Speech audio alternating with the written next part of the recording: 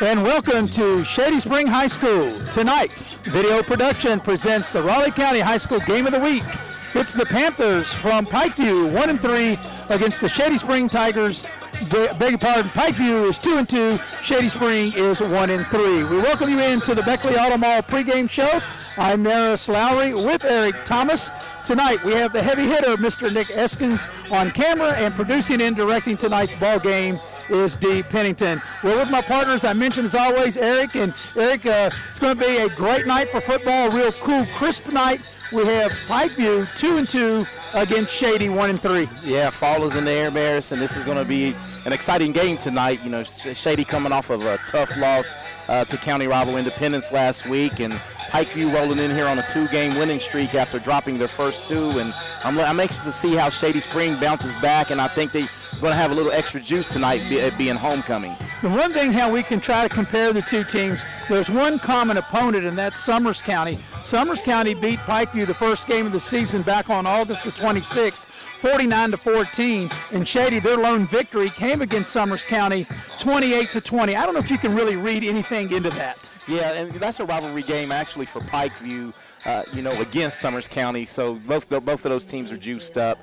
I don't think you can do a lot of compare and contrast with scores early in the season in high school football. But I think both teams are, raring to go, and each expect victory tonight. Well, the one thing with Pikeview is they enter the game 2-2, as we mentioned. They lost their first 2 games, as I mentioned, that 49-14 loss to Summers County. They also lost to Van 48-25, but they won each of their last 2 games, and not only did they win, Eric, they shut their opponent out. They beat Liberty 14-0, and they beat Westside 27-0. And we both know how hard it is to win, but it's really hard to win and shut somebody out. Yeah, and that's actually getting your defense right. And if you don't lose games when you don't allow the opponent to score. And to flip it to Shady a little bit, Maris, they lost early, which was a surprise to us, to Tug Valley. But as the season is shaking out, Tug Valley looks to be one of the premier, single-A schools, and on any given night they can beat anyone. And of course they've lost to Independence and I think Nicholas County,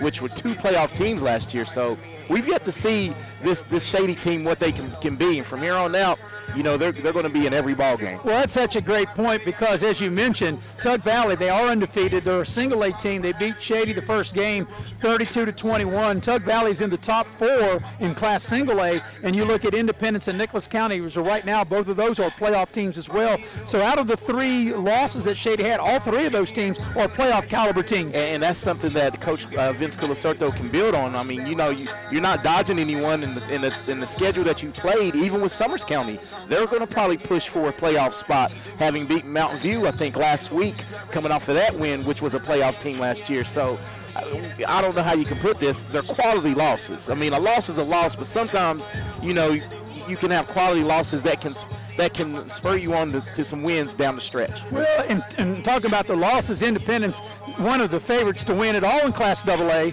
Nicholas County, I think, can make some noise in AA, and Tug Valley may have a legitimate chance to win the single-A title. So I understand what you're saying. A loss is lost, but there are such things as quality losses. There's also such things as bad losses, and those are all quality losses for Shady. And I really do believe that. And I was thinking about this, earlier today, what we're going to talk about, and I'm glad you brought that up, because sometimes schedule early with a young team, and Shady does have a young team in spots. Their line, offensive line, starting 3 sophomores. And last week, there's a big difference between a 15-year-old and an 18-year-old. And we all know that Independence has some men across that front line. So if they can compete and play like they did last week, because they did play hard despite the score, Shady never laid down, really. They were just playing a superior opponent. Yeah, 2 things I want to look for Shady is, one, how they will respond by getting beat 68-0 and not scoring. I'll let you comment on that, A. And then B, it's homecoming tonight for Shady, and if there's any distraction there. Well, I don't think after being beat the way they were beaten last week, I think all the focus was, don't even watch that film. Get back and work on the things that you can do better this week, and I know Coach Colasorto and his staff will do that. And I don't think now, it's not distractions like back in our day, because I think all schools now have their homecoming game. They do their parade in the middle of the week. and they do their dance on the weekend. So there's no thinking about who you're going to dance with or talk to after the game. So you just have to take care of business on the field. Well, both teams were on the field. They've left the field. Shady to our right, and then Pikeview right behind us. The Shady marching band moments away from getting ready to take the field. We'll take our first break here on the Beckley Auto Mall pregame show as you're watching live streaming coverage of Raleigh County High School football here on Video Productions. Auto Mall, West Virginia's largest GMC Buick dealer, is a proud sponsor of West Virginia High School athletics and our area student athletes. Beckley Auto Mall, with 3 locations for your convenience. 3934 Robert C. Byrd Drive in Beckley.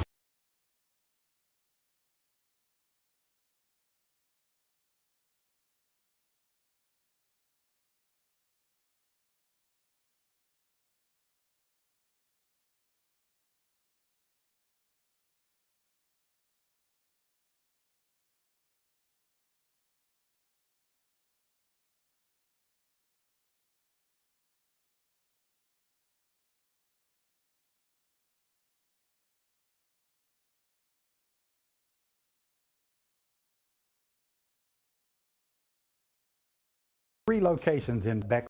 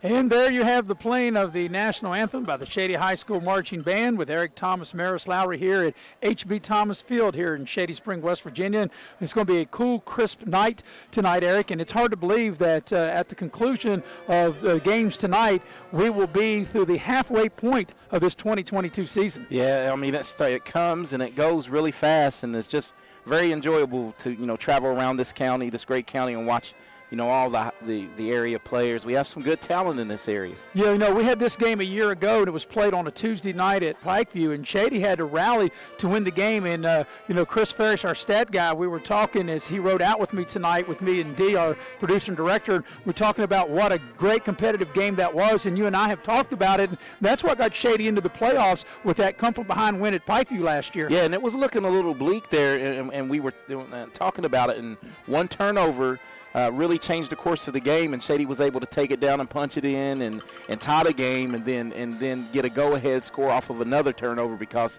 it became a little sloppy late because of the rain, and it was good for them to see. That's all three schools in the county made the playoffs. last year. All four? All four of them did. All yes. four did. Yes, all so, four of them did. Yes. So all four got in. And Shady needed that win at Pikeview last year to get in, and that punched their ticket. As we are here at, as I mentioned, Shady Spring High School at the Beckley Auto Mall pregame show. And once the sun goes down, it's going to be a little cool. In fact, it was around 60 degrees in the Beckley area, Raleigh County today, and we're going to be kickoff time probably down into the 50s, and before the night's over, even dipping into the 40s. So it's going to be really good football weather. Beautiful night. We'll go ahead and take our second break. You're watching live streaming coverage of Raleigh County High School football here on Video Productions. Auto Mall, West Virginia's largest GMC Buick dealer, is a proud sponsor of West Virginia High School athletics and our area student athletes. Beckley Auto Mall, with 3 locations for your convenience: 3934 Robert C. Byrd Drive in Beckley, 199 Rogers Street, Princeton, and 368 Seneca Trail in Fairleigh. Plus, you can shop 24/7 at BeckleyAutomall.com. Beckley Auto Mall and West Virginia student athletes, a winning combination. GMC, we are professional grade.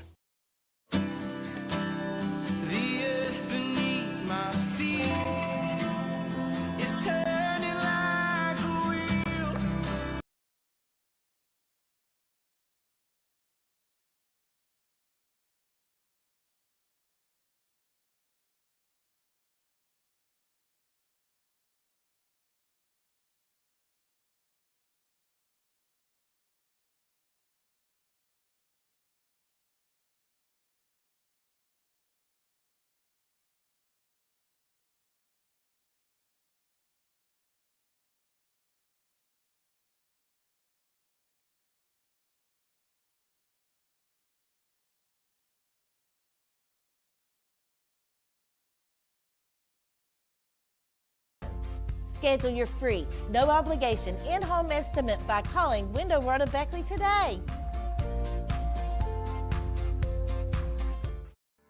You have a goal. You know what you want. Start with us, New River Community and Technical College, your community college. Take classes online or in a classroom in Beaver, Lewisburg, Summersville, or Princeton, or step outside the classroom in one of our technical or health programs. Find flexible and affordable options to help you reach your goal. It's closer than you think when you start with us, New River Community and Technical College. Apply today.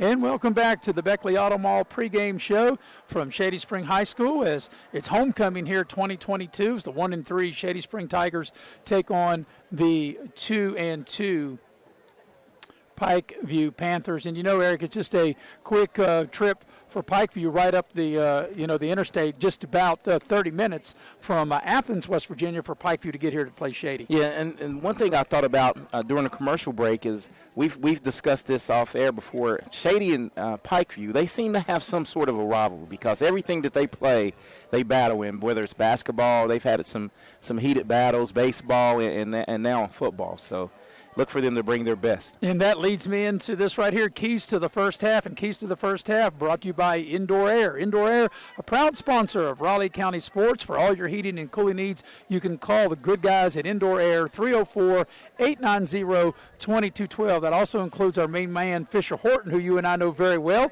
an employee at Indoor Air. Well, Eric, your keys to the first half, first of all, for the visiting Pikeview Panthers. At Pikeview, you want to keep it rolling defensively. You've gone 8 quarters now with without allowing a point. So I think if you can establish your defense early and being on the road, that can give your team a little momentum.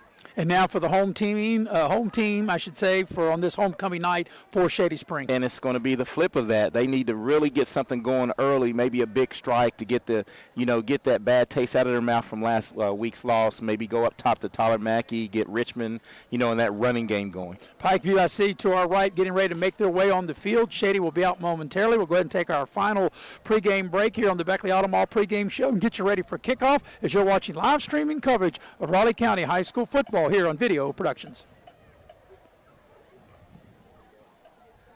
Beckley Auto Mall, West Virginia's largest GMC Buick dealer, is a proud sponsor of West Virginia high school athletics and our area student athletes. Beckley Auto Mall, with 3 locations for your convenience: 3934 Robert C. Byrd Drive in Beckley, 199 Rogers Street, Princeton, and 368 Seneca Trail in Fairleigh. Plus, you can shop 24/7 at BeckleyAutomall.com. Beckley Auto Mall and West Virginia student athletes, a winning combination. GMC, we are professional grade.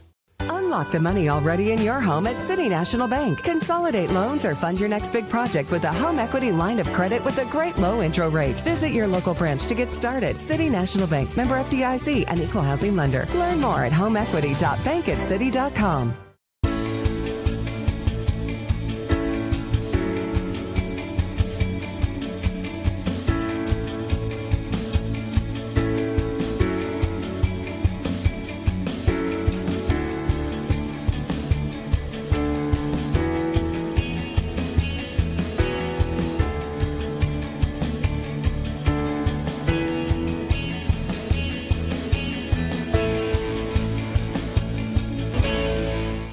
Motley's Plumbing and Heating of Beckley, West Virginia is now hiring journeyman or master plumbers. You must have a West Virginia plumbing license and a valid driver's license. All interested parties may apply at Motley's Plumbing and Heating at 101 First Street, Beckley, West Virginia. Or interested applicants can call 304-253-HELP. Once again, you may apply in person at Motley's Plumbing and Heating, 101 First Street, Beckley, West Virginia. Motley's Plumbing and Heating is an equal opportunity employer.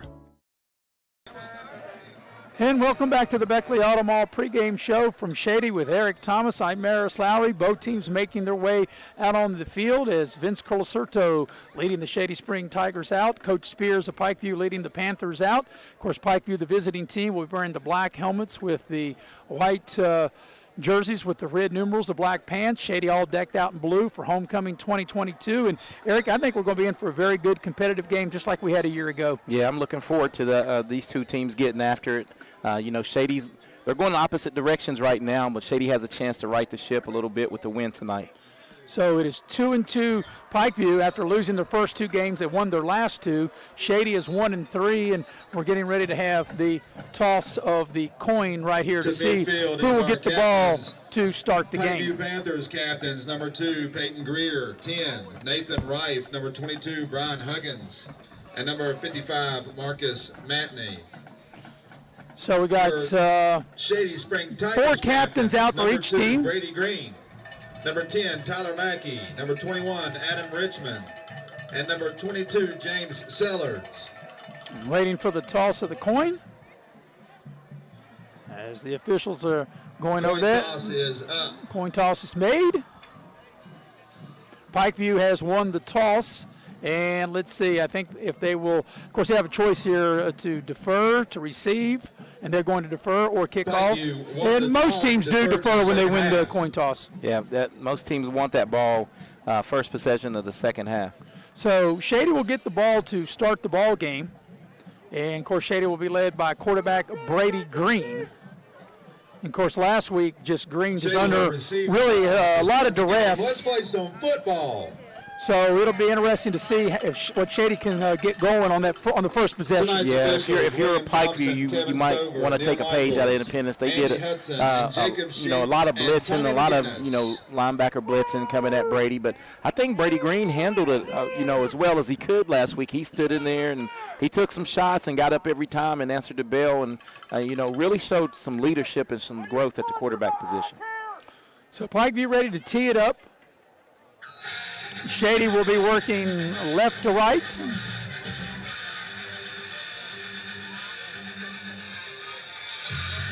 Let's see who Shady will send back.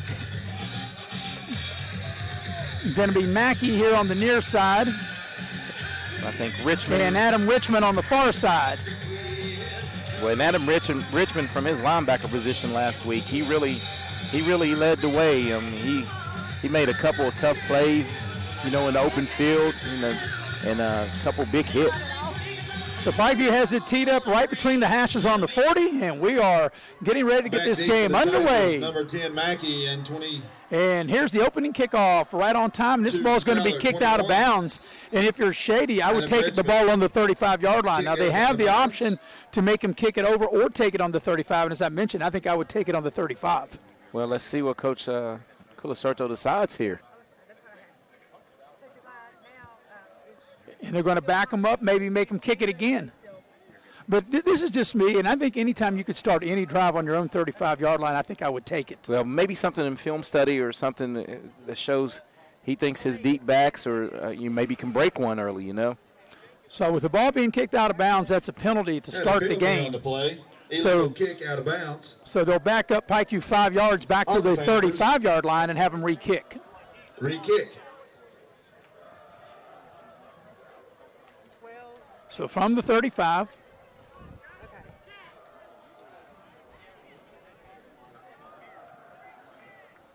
And once again, they'll tee it up between the numbers, between the two hashes, right in the center, to kick off now from the 35. But you've got Richmond and Mackey; they're standing up on their own 25-yard line. And here comes the kickoff. It's a short one. It's an up man gets it. It's going to be great field position. And they're going to start this drive into Pikeview territories. They'll take the kick back across midfield. Yeah, which turns out to be a great decision by Coach Vince Colasorto and backing him up and really getting the ball in Pikeview Panther territory. That was Sellers who got the kick, and they'll put the ball down at the 47-yard line of Pikeview. So you're right. That was an excellent decision to do that. The opening drive of the ball game brought to you by Beckley Auto Mall, GMC. We are a professional grade. 1st and 10 Shady. They have the ball at the Pikeview 47-yard line. It'll be Brady Green that will lead them out. He'll work up under center on this 1st and 10. Quick pitch here to the near side. There's some running room and a nice run on first down for Shady down to the 41 as Richmond will pick up about 6 yards on first down. Brought down by number 22, Brian Huggins. And Richmond, he's one of those backs that I think he gets stronger as the game goes on. He had some really tough runs against that Vonnet Patriot defense last week, excuse me. So it'll be a 2nd and 4 for Shady. They'll put the ball down at the Pikeview 41-yard line. First possession of the game. Once again, Brady Green will work up under center with a lone setback. And it'll be Richmond on the carry. Gets to the outside. Got a first down and more. And a good gain. And it'll move the sticks to, looks like, the 31-yard line of Pikeview. Number 5, Austin Shrewsbury with the tackle. Right down, the Shady doing a good job in the running game. This is Shady Spring, first down. Getting Pikeview, this defense on their heels. Look for them maybe give them a dose of the run and try to go up top here to Mack. They'll put that ball down at the 32-yard line. It was a 9-yard run that time. So it'll be 1st and 10 for Shady at the Pikeview 32-yard line. Green puts a man in motion. They'll run a quick pitch. And once again, it'll be Richmond gets the ball inside the 30. Richmond on the carry. Put him down at the 29-yard line, give him 3 on the play. To Jason Cochran. Gain of 3, 2nd down. Cochran made the stop there for Pikeview. So let's see what Shady will cook up on the 2nd and 7 at the Pikeview 29-yard line.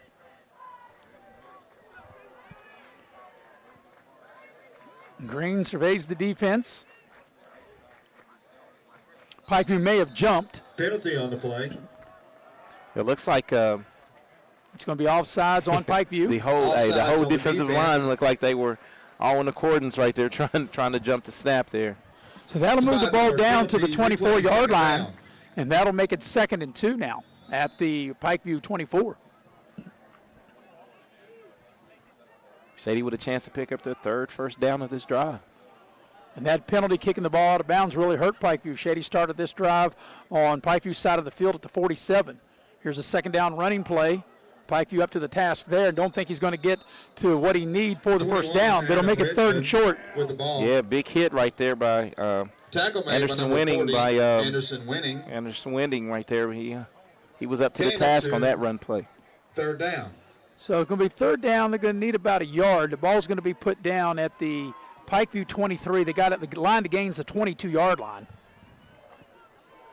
So they're going to need a full yard here on this 3rd down play. No question, 2 chances to pick up a yard here for Shady.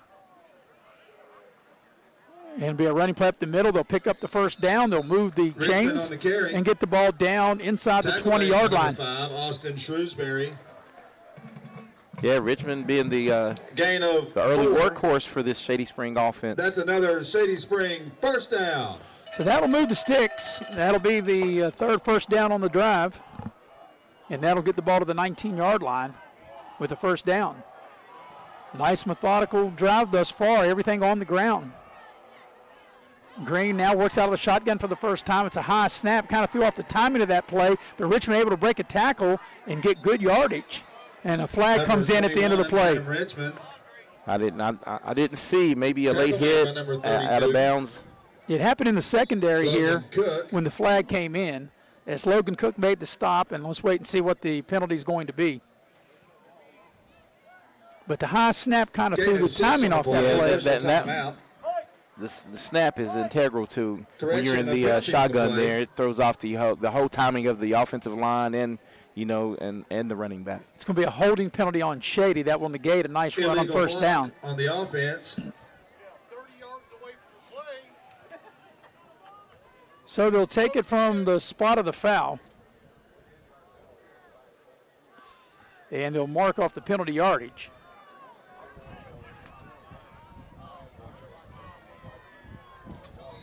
Five-yard penalty. Replay the down.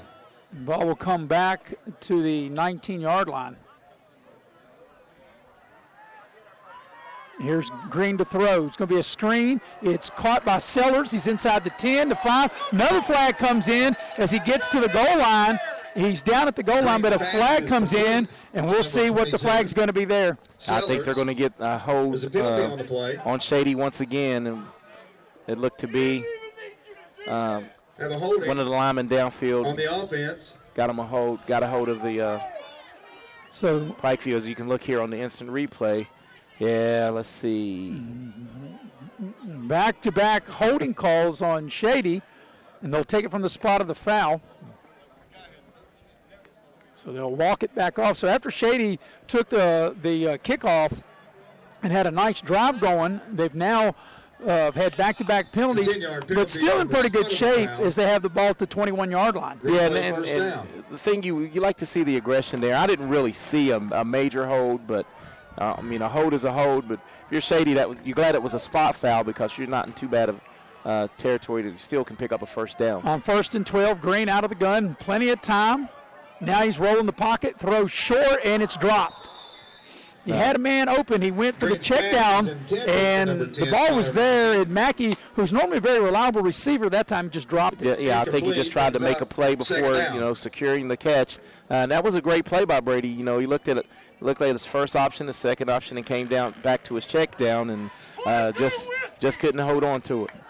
So on the incompletion, it'll be 2nd and 12. Shady has the ball at the Pikeview 21. If you're just joining us, Pikeview has not had the ball yet. This is the opening drive of the game. And Brady Green will work up under center here. And there's some movement up front. And I'm not sure if Shady moved first and calls Pikeview to go offsides, and they did, and that's the right call. So that's the third straight penalty on Shady. Third straight penalty, to push them back. And continually on this drive after starting with 3 consecutive first downs.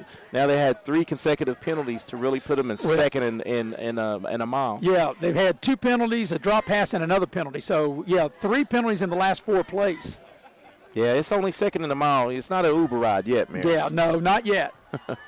So it'll remain 2nd down, the ball back to the 26-yard line. They've got to get inside the 10. They've got to go to the 9 for a first down as Green will play action and roll the pocket. He's got a guy open, and he's found the short man at the 15. He looked like he had Mackey deep in the end zone.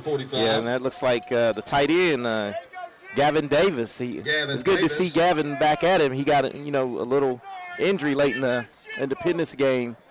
Gain of 10 yards, 2nd down. Last week, and it's good to see him back out there.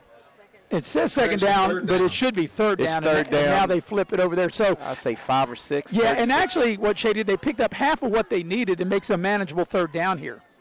So they'll work out of the gun on 3rd down from the 15 of Pikeview. Green takes the snap, Has time, sits in the pocket. Now he rolls the pocket, throws short. It's caught. Sellers runs over a guy at the 5 and very close to the first down. Actually, he'll have it. That was a nice play by Sellers as he turns upfield and ran over the defender to pick up that first down. And a good job by Sellers to really get the first down and stick his nose in there. That's a Shady as you said, first down. He went. Well, let's catch it here on the Little General Instant Replay. But Brady does a good job. He's really checking his options and taking what the defense is giving him. And Sellers does a great job of picking up the first down. Yeah, Sellers finishes that play strong to pick up the first down. First and goal at the 4. Here's Richmond up the middle. Smells the goal line, and he's in for the Shady touchdown. So 7:15 remaining in the opening quarter. Shady scores on an Adam Richmond 4-yard run, and they take the lead. That was a nice drive, a 9-play, 47-yard drive, and they overcame 3 penalties on that drive to get in the end zone. Yeah, they had 4 first downs and 3 penalties, and still were able to get it in the end zone. And now they'll try to tack on the point after. Mackey will be the holder. And there's the snap, the hold, and the kick is up, and it is good. So 7:15 remaining in the first quarter.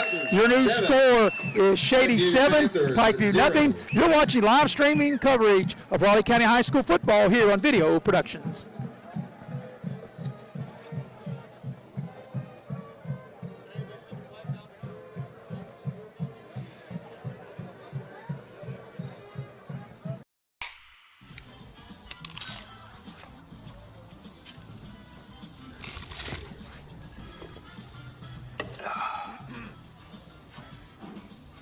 Nachos, better with Pepsi.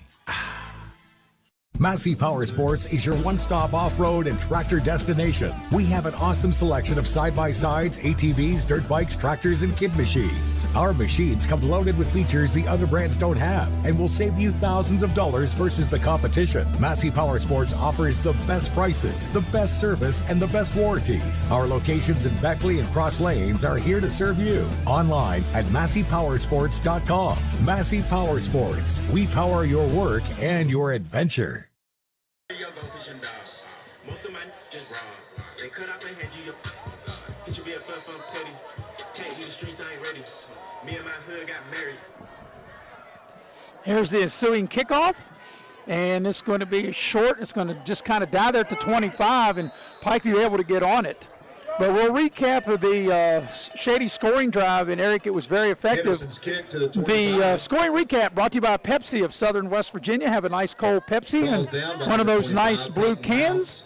Pepsi, will start. a fine smoothing drink. Anyway, Shady able to go 47 yards in 9 plays. They get a 4-yard touchdown run from Richmond. The PAT good. And with 7:12 remaining in the first quarter, it's 7-0 Shady. Pikeview will have their first possession, and they'll start on their own 26-yard line. And as you stated, that was a good drive. You know, aside from the penalties, they were able to overcome, you know, a lot of the penalties and get one in. And that was a much-needed touchdown for Shady. So it'll be Peyton Greer, the quarterback for Pikeview. Here's a running play off to the left side. Shrewsbury. Carry for the Panthers. Shrewsbury, a 5'10", 175-pound senior on the carry. Jalen Bailey. As I mentioned, Peyton Greer, the quarterback, he's a 6'1", 175 senior. Picked up 3 on the play out to the 29-yard line. It'll be 2nd and 7 for Pikeview. Yeah, Peyton Greer, the quarterback's pretty versatile. In the game we did last year, he played a little wide out, so he's a pretty athletic kid. So it'll be 2nd and 7. Peyton Greer will work up under center. Going to have to hurry. They just get it off in time to beat the play clock. They pitch it to the far side. A nice cut back up inside and close to a first down. Not quite there, but that was a nice run by Mounts. Able to run up inside. Yeah, well, Peyton Mounts right there with a good run, and it was good. It looked like they had it stuffed, and he did a great job of a cutback, you know, against the grain, so to speak, and picking up some positive yards and make it a third and a half a yard. Yeah, the ball's just across the 35. He's got to get just across the 36. So 3rd and very short. And here's Peyton Greer bringing him up under center. and a running play, and that's going to be a first down, and that's going to get it over the 40 out to about the 43, maybe the 44-yard line. But it'll be Mounts again with the first down. Yeah, Peyton Mounts, and they're taking a Pikeview's just taking the approach of running straight at this Shady front. If you look at Pikeview's their offensive line, they have a freshman starting. You know, they're young. They have freshmen and a sophomore. So this is one of those battles where we stated that Shady was young up front. So whichever kids grow up the fastest tonight will probably win this game. That was an 8-yard pickup to get that first down, a new package for Pikeview. Here's another running play, and Shady up to the task of that. It's a big hit for a very small gain of a couple of yards. Yeah, that was the old fake quick pitch with that inside handoff, and both teams are coming out popping the pass early in this game. That was Logan Cook. Hinkle. Logan Cook, the ball carrier. Second down. Hinkle on the stop. You know, Pikeview seems like they're very deliberate. I've noticed just watching them, they take their time in huddle, and they've been getting the ball snapped with about 3-4 seconds on the play clock. They seem like they're in no hurry. Like I said, very, very deliberate here. Well, and the thing with doing that, Maris, you can cut a lot of things down. You can cut, penalties down, Here's a run all the way with the quarterback, Peyton Greer, and he's going to get right out to midfield, maybe cross midfield. All depend where they put him down on the far side. I think they ran him out of bounds right at midfield. Yeah, and looks like he may have been shaken up a little bit. No, he bounces back and official timeout on the field. Going to get back in the huddle, and that's going to make it third and a. Not really sure. They're going to put him down at the 49. He didn't quite get the midfield, so the ball's at the 49. They've got to go to the Shady 47. So going to need, what's that, about 5 yards on this third down play? Yeah. So let's see what Pikeview dials up. This is a pretty big play for the Shady defense if they can get them out. Actually, going to need 4 yards on the third down plays. They have the ball on their own 49-yard line. So Pikeview will need to convert to kind of keep this drive going. Long count, running play, and it's going to be a first down. And that was just power moving in that time. Pikeview won the war up front, pushing Shady off the ball. You're right. Pikeview went to the power out formation and just had two lead blockers and gave it to Peyton Mounts, and he was able to gain 7 yards actually on that play. So Mounts does a good job, and Pikeview will pick up the first down at the Shady 46-yard line. Peyton Greer, the quarterback, up under center. Running play once again, right off tackle. Once again, another big run by Mounts. With the carry. Beg your pardon, that was Shrewsbury that time. Yeah, that's Austin Shrewsbury, the 5'10", 175-pound senior. And he had a head of steam right there, Maris. And right now they're having great success running in between the tackles. Second down. Yeah, they're going to put that ball down at the Shady 38-yard line. That's an 8-yard gain. A little smash and dash there, giving you Mounts and Shrewsbury. Yeah, a lot of smash and dash. I mean, both backs, they're averaging right now. I mean, we don't do averages. It looks like 3 to 4 yards a carry, a whack. And once again, sticking to their strategy, 7 on the play clock, and they snap the ball about 3 or 4 left. Here comes a quick pitch. They'll turn it back inside, and going to be a first down as they get the ball inside the 35-yard line. Mounts on the carry. Mounts, he was like weaving and bobbing and weaving in through Shady traffic to pick up that first down. Hey, I actually thought he was bobbing and out, weaving his blocking, but he righted the ship and cut it up in. Inside a little bit to pick up the first down. And right now this running game on both sides is, really, really good. Yep. Able to get the ball down to the 33-yard line of Shady with the first down. And, the way these teams, as you mentioned, Eric, have controlled the line of scrimmage and how deliberate Pikeview's been, you've really shortened the possessions. We're almost done with the first quarter, and Shady's had it once, and this is Pikeview's first possession as we have a whistle blown. Penalty on the play. And maybe a flag. It's going to be a false start on Pikeview. Offense, 5-yard penalty. And that will be Pikeview's first penalty, and both teams. Both teams. You're right. Both teams have hurt themselves with penalties. Shady overcame it. We'll see if Pikeview can. Yeah, and I was going to say, and when both teams have gotten into territory of the opponent, they start to shoot themselves in the foot early. So yeah, plus territory anytime, especially when you're in plus territory, penalties are drive killers. They really are, because then the defense can really, once you get behind the chains, dictate blitzing and all that. Here's Shrewsbury with the handoff on 1st and 15. Number 25 on the carry. And looks like they might be able to pick up the maybe pick up the penalty yardage. They'll get the ball down to the 35. Second down. So this will probably be second and 13? Yep, second and 13 at the Shady 35. This will be the 10th play of the drive. Everything's been on the ground. And like I said, Pikeview in no hurry. They're not even out of the huddle yet, and the play clock at 12. Of course, we know that a lot of other games around the region won't start for another about 15 minutes or so. I like these 7 o'clock starts. Here's a running play off the right side. And they'll move the pile down to about the 31 of Shady. On the carry. Well, I do have one scoring update, Maris. Evidently in Westside, they've already started, and Independence is up. They're up 16-0 at Westside in the first quarter. And Liberty's up 6-0, and you have to check to see who Liberty is playing. I think it's Clay County. I think that's right. Yes. And if I'm not mistaken, Clay County's ranked. Yes, and Liberty is up 6-0 in the first quarter, starting that game down in Glen Daniel at 7 o'clock. So here comes a third down play for Pikeview at the Shady 31.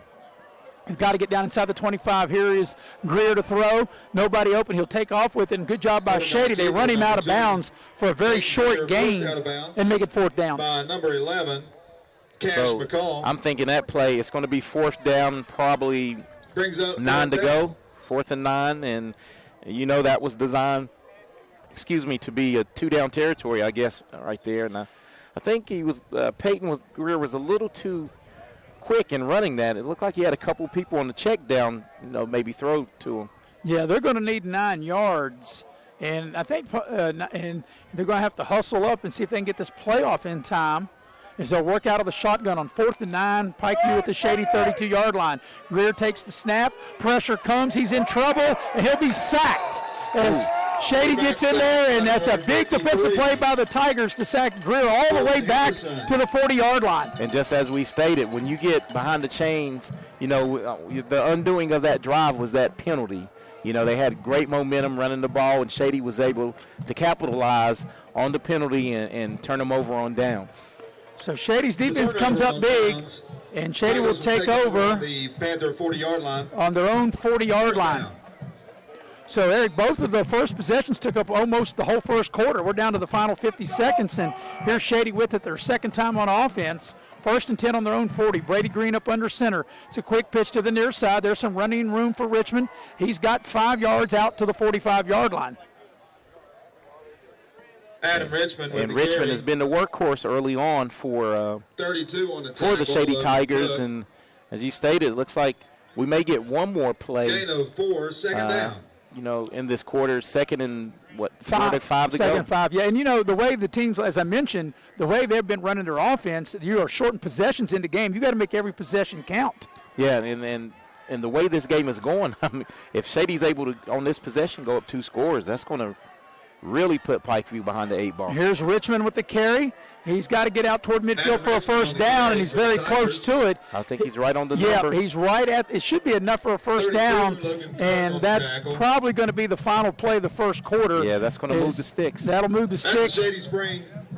And now they'll roll the clock, and that'll be the final play of the first quarter. So we've played 1 quarter of play here at Shady, and at the end of 1, it is Shady leading Pikeview 7-0. You're watching live streaming coverage of Raleigh County High School football here on Video Productions. Your Shady Spring Tigers 7.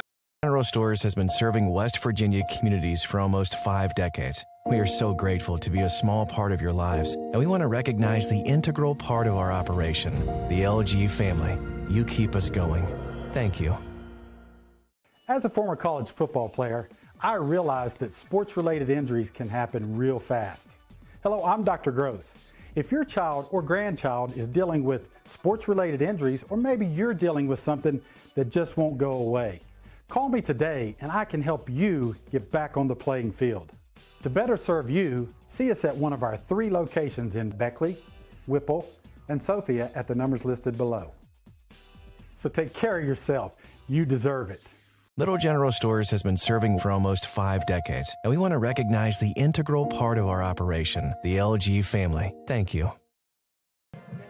And welcome back to Shady Spring High School. Ready to start the second quarter with Shady leading 7-0. We appreciate Indoor Air, as Indoor Air is a very good and proud sponsor of Raleigh County sports for all your heating and cooling needs. Call the fine folks at Indoor Air at 304-890-2212. Ready to start the second quarter. It'll be a first down for Shady. They have the ball right at midfield. 1st and 10 Shady at the 50. Brady Green up under center. Here's a running play.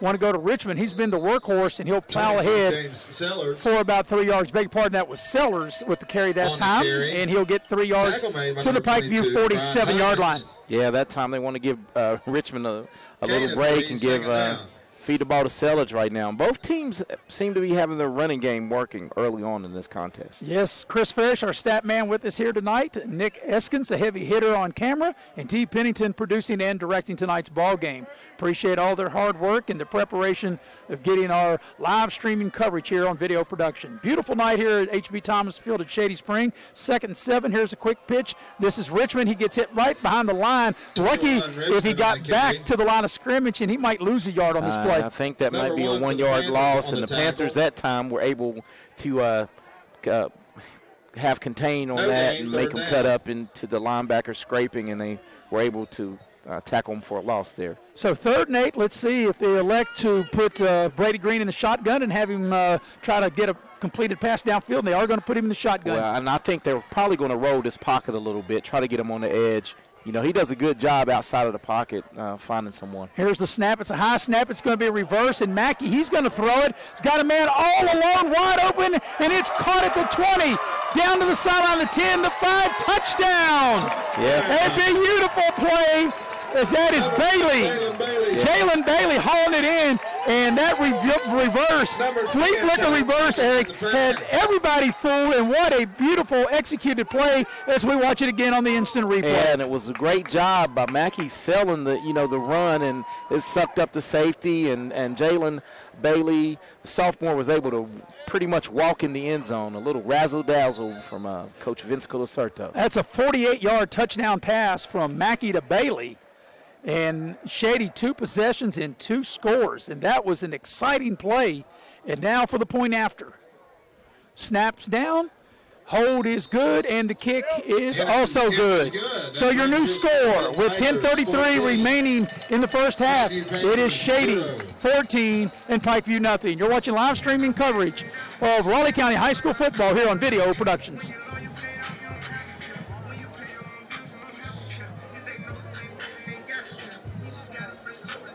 Adrian, need to get over to Hometown Kia in Beckley. You got a prize-winning lineup of new Kias over there, and these new Kias are real contenders. Mickey even likes the new Telluride to ride back and forth to the gym. Those guys at Hometown Kia of Beckley, they are in the corner fighting for you through the whole deal. So if you're out there in the market for a new ride, don't go 10 rounds with one of those other dealers. Get over to Hometown Kia of Beckley for a real knockout deal. Get a new Kia from Hometown Kia. That's how winning is done. Every year, the big banks raise their fees while reducing the services they provide. How do they get away with that? If you were to join Pioneer Community Bank, your money would stay right here, supporting a local business which results in lower fees and better customer service for you. Sounds like a plan. So you're not really stuck with the big banks and their policies. Keep your money where it belongs, right here with Pioneer Community Bank. Pioneer Community Bank with locations in Beckley, Yeager, Sophia, Moore, and West. Here's the ensuing kickoff, and it's going to come to the near sideline. Pikeview picks it up, and they get the ball over the 20. Number 1 for the Panthers on the return. So what an outstanding play, that touchdown when Mackey able to have that 48-yard touchdown, that reverse pass to Bailey. And your scoring recap brought to you by Pepsi, Pepsi Cola, the blue cans. And that was a drive of 60 yards in 5 plays, and like I said, that big 48-yard touchdown pass. And that play was perfectly drawn up for the situation right there. And in need of a big blue can after that play. Coach Colacerto deserves a big blue can. So a 14-0 Shady lead, and Pikeview will have their second chance on offense. They'll scrimmage from their own 23-yard line, working out of the gun this time. And they'll try to get the ball up inside. and that's Mounts, and really not much running room there. Shady does a good job of clogging up the running lanes in a very small game. And I think Shady, right now, the offense for Pikeview is pretty much run first, run second, and only pass when they're behind the chain. So look for them to maybe start dialing up some run blitzing and really trying to get in the gaps, shoot the gaps, and cause chaos in the running game. Well, now that Pikeview's 2 scores behind, and as you mentioned, they've been very deliberate. And I mentioned this throughout the first quarter. We're under 10 seconds on the play clock. They're just out of the huddle. But I think to get back in, they're going to have to throw the ball. They're going to have to hurry up and get this snap. They're right at the play clock, and now they had to call a timeout. And I didn't see them getting this playoff in time. So while they take a timeout, we'll take a quick timeout with them. You're watching live streaming coverage of Raleigh County High School football here on Video Productions.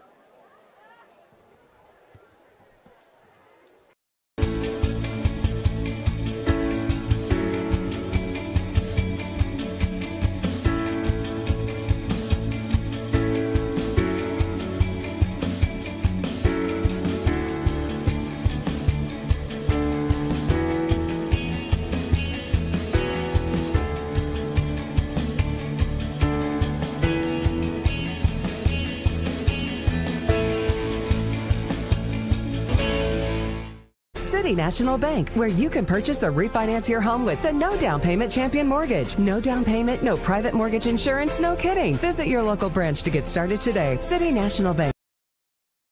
To learn more, log on to mortgage.bankatcity.com. 16th birthday is Bryce Lambert. Happy birthday. And we welcome you back Lambert. to Shady Spring High School. 14-0, the Tigers lead Pikeview, and out of the timeout, it'll be 2nd and 9 for Pikeview. They have the ball on their own 24-yard line. But Eric, Shady, 2 possessions, 2 touchdowns. Shady, they had a 9-play, 47-yard drive and a 5-play, 60-yard drive for scores. Here is Pikeview on the run. The quarterback is Peyton Greer, and he runs out of bounds, and he's hit out of bounds, and there's no flags. That was really close to maybe some laundry on that play. Yeah, really close. And be a minimal gain. So it'll be 3rd down coming up for Pikeview. They'll put the ball down just shy of the 30 at the 29. They're going to need 4 yards on this 3rd down play.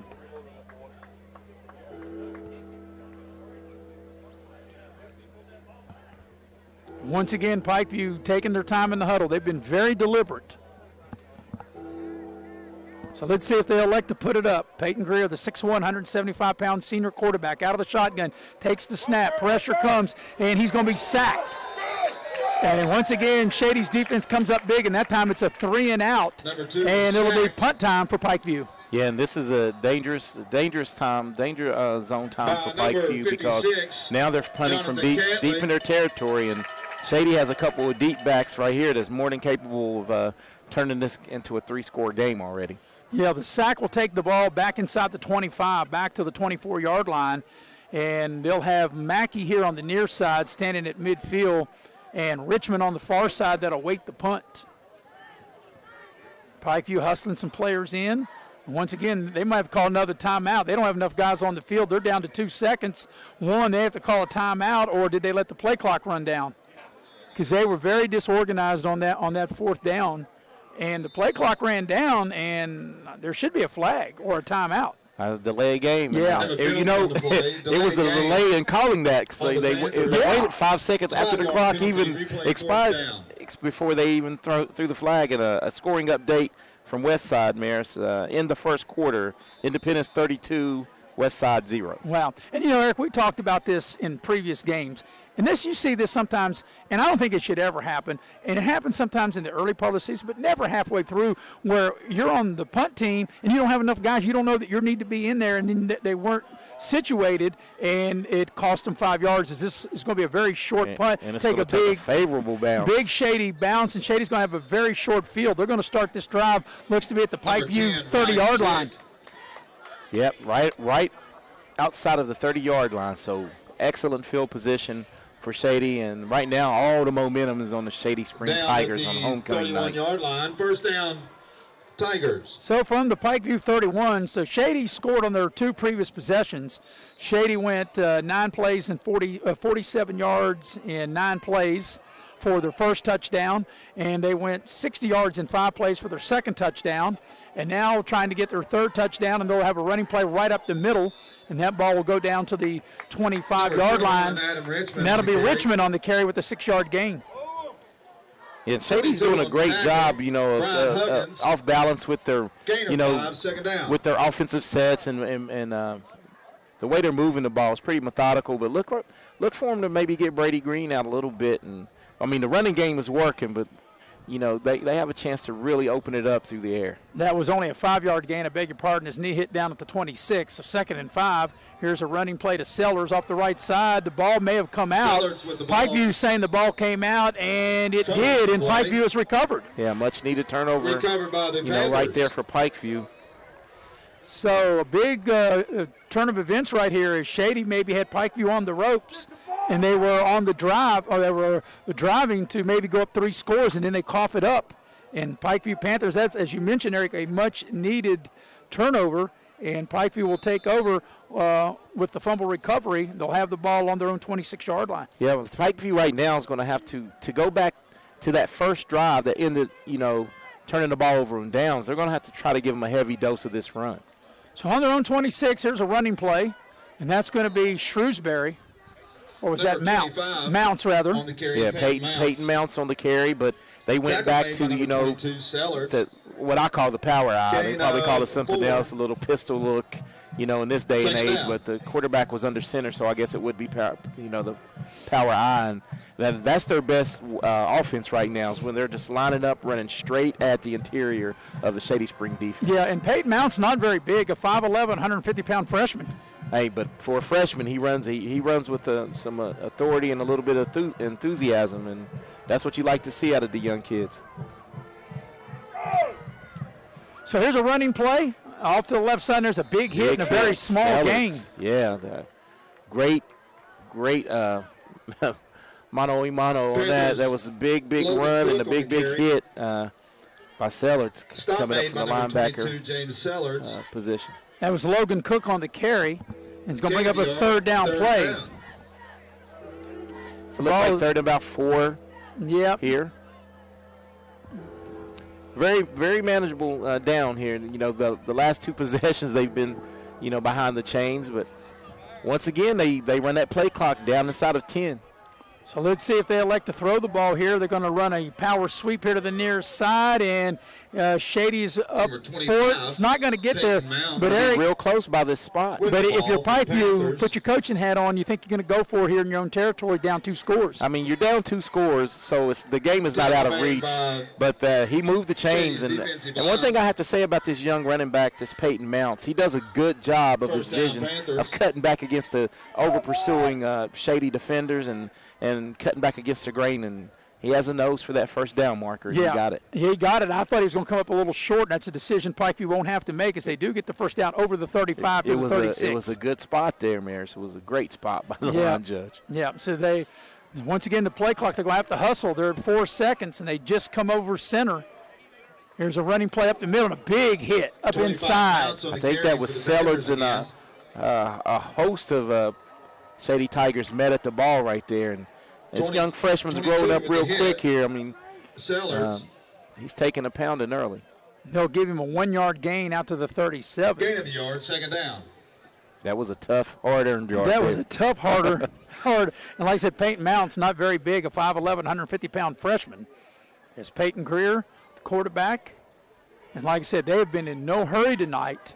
They've been very methodical out of the huddle, and almost it's down to 3 and 2 seconds left on the play clock before they snap it. They're at 4 now, and they do just get the play off. It's going to be a pass. Greer on the move. He's got some rooms. He's scrambling, and nice defensive play by the Shady defense coming up, making a stop for a loss. I'll tell you, that was great pursuit right there because it looked like quarterback for Pikeview, Peyton Greer, had some running room, and Mackey and a host of Shady defenders was able to close the door. And after all that, they had a face mask at the end of that play. It's a 5-yard. And I will say this, I didn't actually see it because it's across the way. 5-yard penalty. I'm not a fan of the 5-yard face mask. I think if you grab anybody's face mask, and I've told you this many times, I think it should be an automatic 15-yard penalty. You. I think that's right up there with horse collar. We were talking about this last night as we watched the WVU game.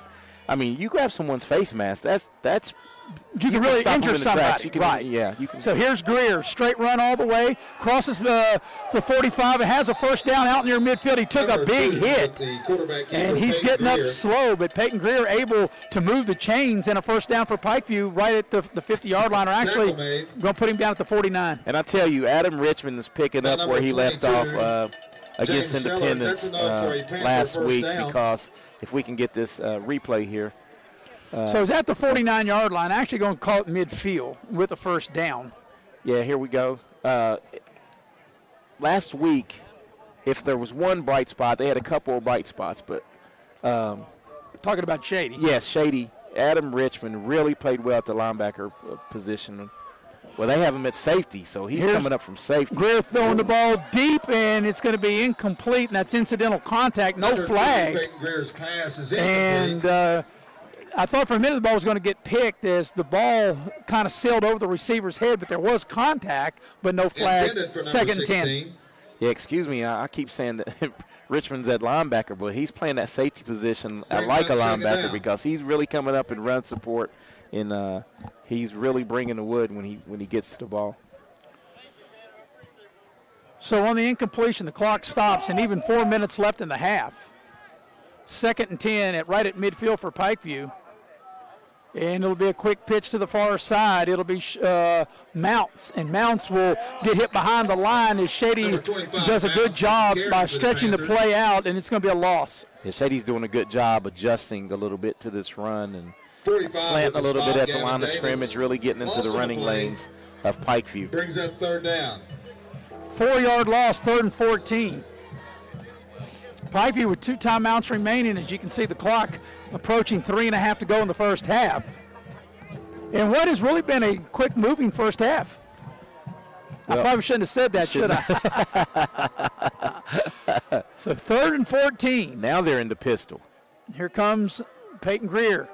And Eric, he made up his mind a long time ago to run the balls. He gets hit hard right before he went out of bounds. Yeah, and it'll be 4th down. As you stated, that was a quarterback keeper all the way. He had no intentions on passing that. Pick up 6, 4th down. It looks like maybe they'll go for it. It's either a punting situation. I would think that you would punt. You went out of bounds to stop the clock. And the play clock's moving. Of course, the game clock stopped when he went out of bounds at 3:13, and Pike was going to call a timeout. So we'll take a timeout with them. You're watching live streaming coverage of Raleigh County High School football, streaming live here on Video Productions.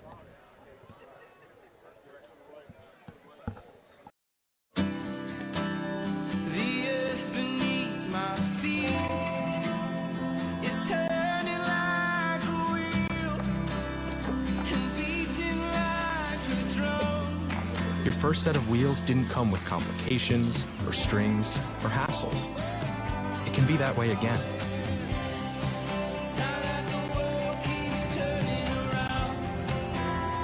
Tire Pros. Hassle-free, guaranteed.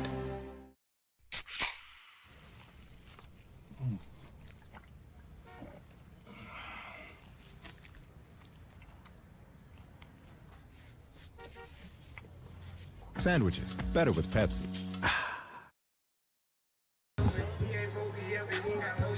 Hey, welcome you back to Shady High School. And out of the timeout, I guess Pikeview, they've talked about it, and they decided that they're going to punt rather than go for it. So here's the 4th down snap. And there's the punt, and that's a good one. It's going to be down to the 25-yard line. And there's a flag right away. This will come back. And this is going to go there's for another a big flag. gainer. There's 2 flags. This might go for a touchdown, but down the sideline, and that could have been a horse collar right there on the tackle. But there's 2 flags, one back at the 30, one across the way at midfield, and I think they're both going against Shady. Yeah, and I think Shady will start this around the 20-yard line. I think there was going to be a hold on the initial flag. Well, while they sort that out, I want to let you know, coming up on the Massey Power Sport halftime show, return team, we'll recap the first half. We'll have our Cracker Barrel inside the numbers of the first half. On the return team. Yeah, and maybe some other scores from games that have now underway. Yeah, some local games. We'll try to get some scores on, and thankful to have Chris back. We'll have some little more numbers to talk about this week. Statman Chris Farish on hand. We appreciate his hard work. The best in the business. Dee Pennington breaking her in, our producing and directing tonight. And as always, the heavy hitter, Mr. Nick Eskins on camera, keeping us all in line. On a beautiful night here at Shady, and as you mentioned, Eric, with the penalty, going to take the ball back to the 20-yard line, and that's where Shady will have it for the fourth time. They've got 2 touchdowns and a turnover on their 3 previous possessions. 1st and 10 on their own 20, and the work out of the shotgun with Brady Green. Here comes the snap. It'll be a running play out of that shotgun formation, and a good hard run out to about the 25-yard line to pick up 5 on the play. Number 22, Brian I think that's going to be Sellards on the run. And they went back to him because he fumbled on his last rushing attempt to give Pikeview the ball back, and it was good. Sometimes you need to give it right back to that kid to get that out of his head, and so he can get over that real quick. And with the 2-score lead, no hurry, maybe not unless they would happen to break one as they're letting the clock run down. Here's Green back to throw with time. Throws it out. It's caught by Mackey across the 40. That's a first down. And he gets out of bounds, and it'll stop the clock anyway momentarily to set the chains. But I do believe he got out of bounds. Panthers number 1. And that's a well-thrown ball. I was going to say that was a great route concept. You had a clear out on the go and a deep crossing route, and Brady Green was able to lay that out there right on the money, hitting Tyler Mackey in stride. Yeah, it's a 21-yard connection for a first down, and he did get out of bounds. The clock stopped on the play. So Green once again will work out of the gun. Waiting on the shotgun snap to throw is Brady Green with time. Now there's a flag thrown. The ball is caught. Bailey at midfield, and we've got to sort out the penalty as there's a flag thrown about the 46, and it's probably going to go against Shady. Yeah, and that's one of those where I think Brady vacated the pocket a little bit quick on that one. There's going to be a hold on Shady. We have a holding on the offense. And you know who doesn't like that holding play that didn't count was Jalen Bailey, because he took a big hit on a play that is going to go backwards. So with the holding penalty at the spot, the ball will go back to the 36-yard line, make it 1st and 20. And now, Eric, I think 1st and 20, you have to be careful here. You've got a 2-touchdown lead. You don't want to turn the ball over. You got to have maybe safe routes here. Yeah. 2 minutes to go in the half. I think you want to check down if you're Brady. If something's open over top, but they have a deep center field safety going right now. Here's Green to throw. Pressure comes. They chase him out of the pocket. They're going to get him from behind. Green able to maybe get back to the line of scrimmage, and that's it. And I think Shady is going to call a timeout, and they are. So while we got a minute here, Eric, we can maybe check and see if you got any other scores. I know timeout, Shady. Out at Oak Hill. Oak Hill's at home playing Ripley. They're up 13-0 in the first quarter. The big AAA game that's going on, Morgantown is visiting Musselman, number 2 Morgantown at Musselman, and Musselman has the early lead 14-7.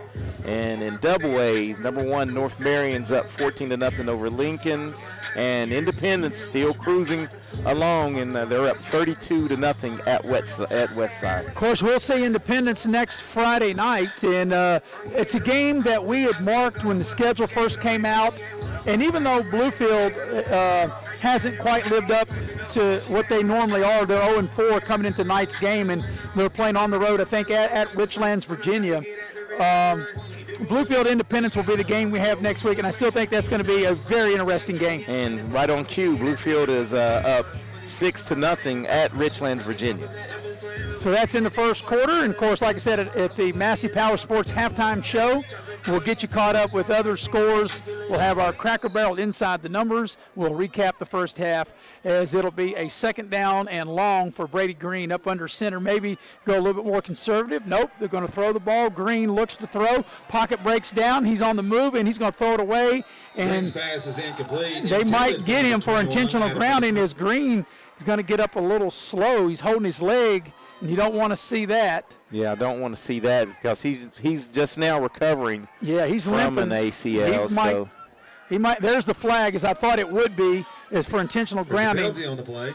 He lost it down, and he wasn't out the tackle box, and he didn't get the ball past the line of scrimmage. Yeah, so two things. He was not outside of the tackle box and definitely did not go past the line of scrimmage. And with these last two penalties, Eric, and with the 2-score lead, I mean, you probably think maybe, Shady, you may just want to run the half out. Yeah. But that's going to put you, second and, like you said, an override now. That'll be third because that's going to be a loss of down. Loss of down, yeah, so it will be third down.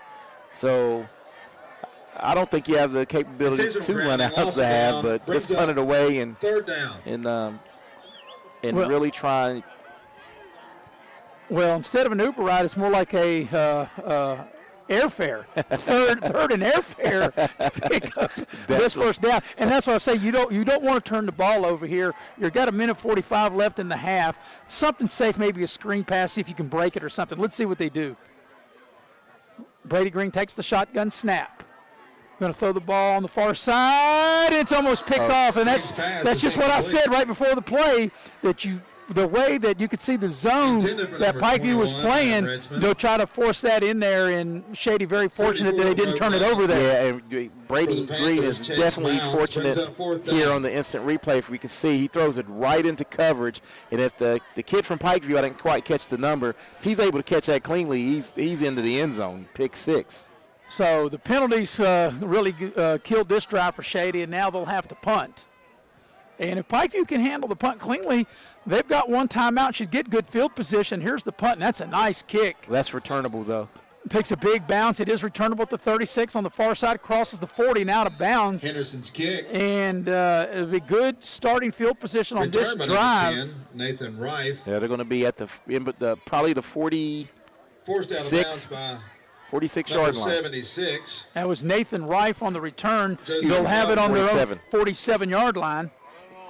So 53 yards separates Pikeview from a touchdown. The Tiger 47 yards. And Eric, with 1.5 minutes left in the half and one timeout, that's plenty of time to, with the field position they have, to try to get a score before halftime. Yeah, and if you're Pikeview, you're going to, go into your playbook, dig into, something to maybe get a quick score, because you're going to be able to receive the second half kickoff as well. Here's Greer. You're going to throw out wide receiver screen here to the near side. It's caught. And a nice tackle as the ball does go across midfield. 7, Braden Mullins. So Mullins hauls it in. 50. Connor Davis. Connor Davis makes the stop at the Shady 49-yard line. So it'll be second and 6 here. So. Yep, clock turning, and we're getting ready to approach 1 minute for the half. Peyton Greer out of the shotgun. He doesn't see the ball. They snap it over his head. The ball goes way back to the 30, inside the 30. Greer wasn't ready for it. He never saw the ball. And that's a huge break for Shady. And I think if you're Pikeview now, Eric, you just want to run the clock out. I think they're going to burn a timeout. No, Shady will burn the timeout. We have a timeout by the Tigers. So with 48 seconds left in the half, the ball goes all the way back to the 31-yard line. And Greer was not ready for that. It looked like he just turned his head for a minute, and the snap come whizzing by his head like I don't that. know if he gave the snap signal or something, but, yeah, the ball was definitely a miscommunication on the play. Definitely. But that happens on a lot of levels. I remember last year West Virginia had a chance to beat Oklahoma. They're knocking on the door at the goal line, and the same exact thing happened, and they end up first and goal from the 3, and the ball ended up back at the 35-yard line.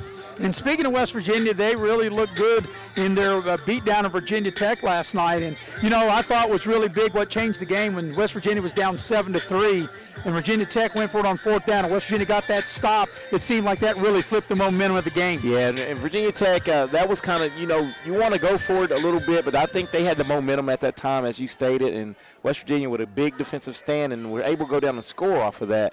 And I think they were able to take control of the game. Yeah, West Virginia dominated both sides of the line of scrimmage, and here is a running play with Peyton Greer just maybe trying to run out the clock, and he's got a nice little gain. Keeper Peyton Greer for the Panthers.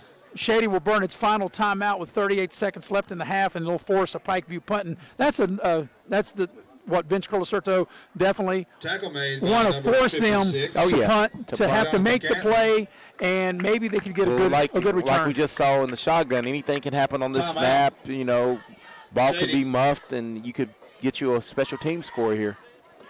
So Shady's 14-0 lead. They scored on their first 2 drives. In the first drive, they got the ball at the Pikeview 47 and only needed 9 plays before Richmond went in from 4 yards out and the PAT good. And then a little razzle-dazzle for their second touchdown on a flea flicker reverse. They got a 48-yard touchdown pass from Mackey to Bailey, and that was a 5-play, 60-yard drive. Those are the 2 scores of the game. 14-0 is where we stand right now with 38 seconds until the Massey Power Sports halftime show, which we will recap the first half. We'll have our Inside the Numbers brought to you by Cracker Barrel. And as we recap, our stat man Chris Farish here with us tonight. And actually, Eric, this is a beautiful night for high school football. You really couldn't ask for a better night here on the 23rd of September, as nice as it is here. Yeah, beautiful night for homecoming. It's just what you would draw up, you know, for homecoming if you could predict the weather. So on fourth down, here's a punt for Pikeview, and that's a good punt. It's going to take a big bounce, a big Pikeview bounce, go inside the 20, roll down inside the 15, and Shady will have the ball about the 13. And, Eric, I would think with 13 seconds to go, 13-yard line. I think I would just take a knee here if I was Shady and get into the locker room with a 14-0 lead. Yeah, I think that's what Shady will probably do. Just kneel it and get in and make some halftime adjustments. Yeah, I don't think I would take any chance here of try to get the ball up the field. You've got a 2-score lead. They'll put the ball down at the 13, as I mentioned, and I'd say all they will do, we'll have Brady Green take the snap, take a knee, and get into the locker room and take their 14-0 lead with them into the locker room. And that appears to be what they're going to do with this formation. Green over center. He will take a knee, and that'll be the final play of the half. So this will take us to the Massey Power Sports halftime at the break. Your score is Shady 14 and Pikeview nothing. They're still hanging around. I don't know what they're hanging around here for us. Neither team has a timeout. The clock's running down, and that'll get us to the break. At the half, it is Shady 14 and Pikeview nothing. So we'll come back and after our second quarter break and get you to the Massey Power Sports halftime show. After this, you're watching live streaming coverage of Raleigh County High School football here on Video Productions. Important to you when buying windows, siding, and doors? Is it energy savings, cost, quality, warranty, or perhaps color options, low maintenance, service, or financing options? Or all of the above. Window World offers it all. We listen to your needs and go above and beyond your expectations. Schedule your free, no obligation, in-home estimate by calling Window World of Beckley today.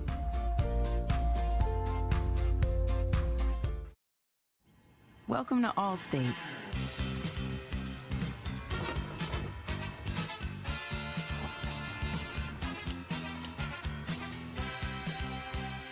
You already paid for car insurance. Why not take your home along for the ride? Allstate. Here, better protection costs a whole lot less. You're in good hands with Allstate. Call a local agent or 1-800-ALLSTATE for a quote today. Band and dance team. And we welcome you back to Shady Spring High School as we're here with the Massey Power Sports halftime show with Eric Thomas. I'm Maris Lowry. Our stat man Chris Farish here with us tonight. Dee Pennington is producing and directing, and as always, the heavy hitter, Mr. Nick Eskins, is our cameraman. And we'll get to our Cracker Barrel Inside the Numbers here in just a moment, but want to recap the first half. Shady leading 14-0, and Shady scored, Eric, the first 2 times they had the ball. The first time they had a short field. They went 47 yards in 9 plays. They got a Richmond 4-yard touchdown run. They added the PAT. They led 7-0, and then the next time was a 5-play, 60-yard drive, but perhaps the most exciting play of the first half, a little razzle-dazzle, and Mackey on a reverse pass hits Bailey for the touchdown, the PAT good. 14-0 is the Shady lead, but that was a sensational, well-executed, that second touchdown on that reverse for the pass play. And I think it was a good play call for the situation as well. And, you know, caught the Pikeview. Shady caught Pikeview over pursuing and and had the reverse set up, and the wide receiver for Shady was so wide open, and great pitch and catch, and like you said, a little razzle-dazzle in the second period. On this homecoming night, the Shady Band out there performing, and we're going to take our first break. When we come back on the other side of the break, Eric will have the numbers for you from Cracker Barrel, the Inside the Numbers, as this is the Massey Power Sports Halftime Show, as you're watching live streaming coverage of Raleigh County High School football here on Video Productions. Power Sports is your one-stop off-road and tractor destination. We have an awesome selection of side-by-sides, ATVs, dirt bikes, tractors, and kid machines. Our machines come loaded with features the other brands don't have and will save you thousands of dollars versus the competition. Massey Power Sports offers the best prices, the best service, and the best warranties. Our locations in Beckley and Cross Lanes are here to serve you. Online at MasseyPowersports.com. Massey Power Sports. We power your work and your adventure. As a former college football player, I realized that sports-related injuries can happen real fast. Hello, I'm Dr. Gross. If your child or grandchild is dealing with sports-related injuries, or maybe you're dealing with something that just won't go away, call me today and I can help you get back on the playing field. To better serve you, see us at one of our 3 locations in Beckley, Whipple, and Sophia at the numbers listed below. So take care of yourself. You deserve it. Little General Stores has been serving West Virginia communities for almost 5 decades. We are so grateful to be a small part of your lives, and we want to recognize the integral part of our operation, the LG family. You keep us going. Thank you.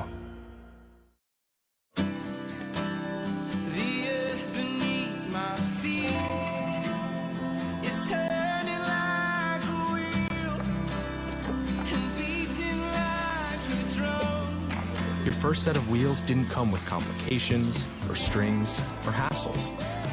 It can be that way again.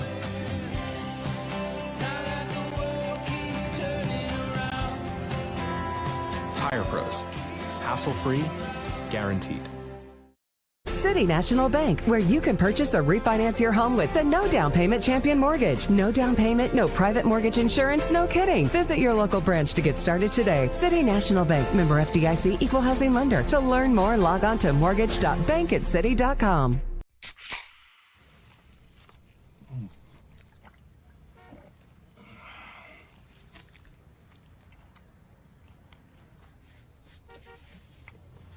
Sandwiches, better with Pepsi. And welcome back to Shady Spring High School with Eric Thomas. I'm Maris Lowry. At the break, Shady leads Pikeview 14-0 on this homecoming 2022, and we're ready to go inside the numbers. And inside the numbers, brought to you by Cracker Barrel. Cracker Barrel, Beckley and Princeton love this delicious pig, whether it be sausage links or whether it be that nice crisp bacon. I love me some Cracker Barrel pig and those. I know, Eric, you prefer the scrambled eggs. I like them sunny side up. Yeah, you that yard bird egg. I like scrambled, sunny side up, poached, any way you can give it to me. Over easy sometimes. Eric asked me one time, we went to get, when I was cooking eggs, and that's very rare, and he said, can you have them over easy? And I said, you have to have them scrambled, because I dropped them on the floor and I had to scramble them. But believe me, they don't drop them on the floor at Cracker Barrel. They are delicious from Cracker Barrel. And Eric, you have the numbers of the 14-0 Shady lead at halftime. Yeah, right now, Maris, and the scoreboard is indicative of the stats. Right now, total yards, Shady leads Pikeview 155-251 in total yards. And leading the way, Shady's has passed for 97 yards. And through the air, Brady Green is 4 of 7, 49 yards. And Tyler Mackey is 1 of 1 for 48 yards. So only one behind Brady Green after that razzle-dazzle play. And on the ground, they have rode the legs of Shady's rode Adam Richmond, 11 carries, 48 yards. And Sellards has carried it 3 times for 9 yards. And in receiving, they're led by Bailey, who has 1 catch for 48 yards and a touchdown. Our next attendant is and for the Pikeview Panthers, they're led on the ground by Peyton Mounds, who totaled it 10 times for 34 yards and of their 47 total rushing yards. And Peyton Greer has attempted 2 passes and completed 1 for 4 yards. Candace plays volleyball for tennis All right, so we're going to take another break. When we come back, we'll catch up on some scores going on around the state of West Virginia. One score I can give you real quick before we go to break. At halftime, Clay County leads Liberty 12-6, but we'll get all the scores caught up on the other end of this break here on the Massey Power Sports Halftime Show. We appreciate our stat man, Chris Farish, for providing those numbers here, and Cracker Barrel for sponsoring Inside the Numbers. 14-0 the lead for Shady here at Homecoming 2022. You're watching live streaming coverage of Raleigh County High School football here on Video Productions. Escorted by Cooper Gibson. Cooper is the son of Charlie and Tina Gibson. Power Sports is your one-stop off-road and tractor destination. We have an awesome selection of side-by-sides, ATVs, dirt bikes, tractors, and kid machines. Our machines come loaded with features the other brands don't have and will save you thousands of dollars versus the competition. Massey Power Sports offers the best prices, the best service, and the best warranties. Our locations in Beckley and Cross Lanes are here to serve you. Online at MasseyPowersports.com. Massey Power Sports. We power your work and your adventure. You have a goal. You know what you want. Start with us. New River Community and Technical College, your community college. Take classes online or in a classroom in Beaver, Lewisburg, Summersville, or Princeton, or step outside the classroom in one of our technical or health programs. Find flexible and affordable options to help you reach your goal. It's closer than you think when you start with us. New River Community and Technical College. Apply today. Dad, what is a backflow prevention device? Well, it's a device that's used to protect water supplies from contamination or pollution in homes or businesses. Is that why you were talking to that man? Well, he was a certified plumber from Modley's Plumbing and Heating. Modley's is fully licensed and insured in testing, installation, and service of backflow prevention devices. I just call 304-253-HELP, and they'll take care of it the right way. I thought it was something for the car, so Mom wouldn't hit the house again when she was backing up. Beckley Auto Mall, West Virginia's largest GMC Buick dealer, is a proud sponsor of West Virginia High School athletics and our area student athletes. Beckley Auto Mall, with 3 locations for your convenience: 3934 Robert C. Byrd Drive in Beckley, 199 Rogers Street, Princeton, and 368 Seneca Trail in Fairleigh. Plus, you can shop 24/7 at BeckleyAutomall.com. Beckley Auto Mall at West Virginia student athletes, a winning combination. GMC, we are professional grade.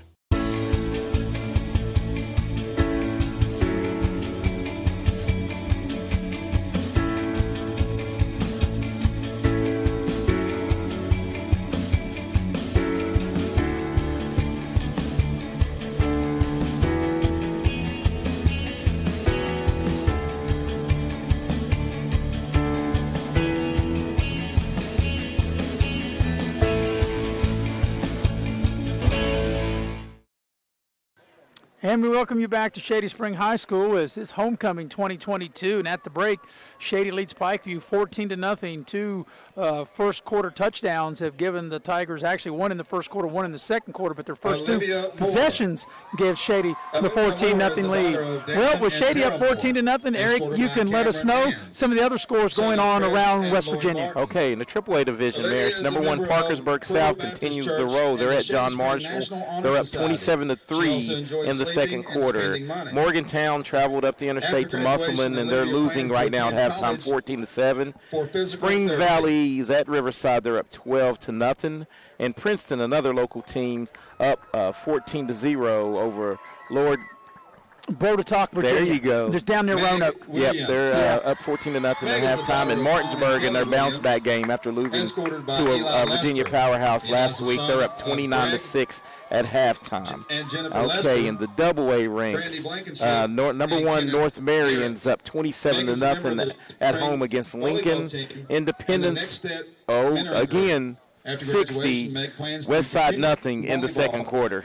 Wow, so you look, they beat Liberty 60-0. They were up 68-0. They won 68-0. They put 70 up on Polka, and they have 60 in the first half tonight at Westside. Yeah, in the second quarter, it's not even halftime yet. In Winfield, in the battle of 2 ranked teams, Logan travels to Winfield, and Winfield's up 14-0 at halftime. And Fairmont Senior playing AAA University. And Fairmont Senior's at home, and they're up 14-7 at halftime. And once again, you gave the the Clay County Liberty scores. Right, 12-6 Clay at the break. And Kaiser is up on AAA Hampshire 20-0 at halftime. And Single A, I think we need to check on Greenbrier West because just like Independence, I don't think they've given up a touchdown maybe all year. They haven't. So let's see if they're keeping their streak going. But early on, Tug Valley is up on Hurley, Virginia, number 2 Tug Valley. No, they're losing 8-7, excuse me, to Hurley, Virginia. Williamstown just keeps rolling. They're up 47-0 over Marietta, Ohio.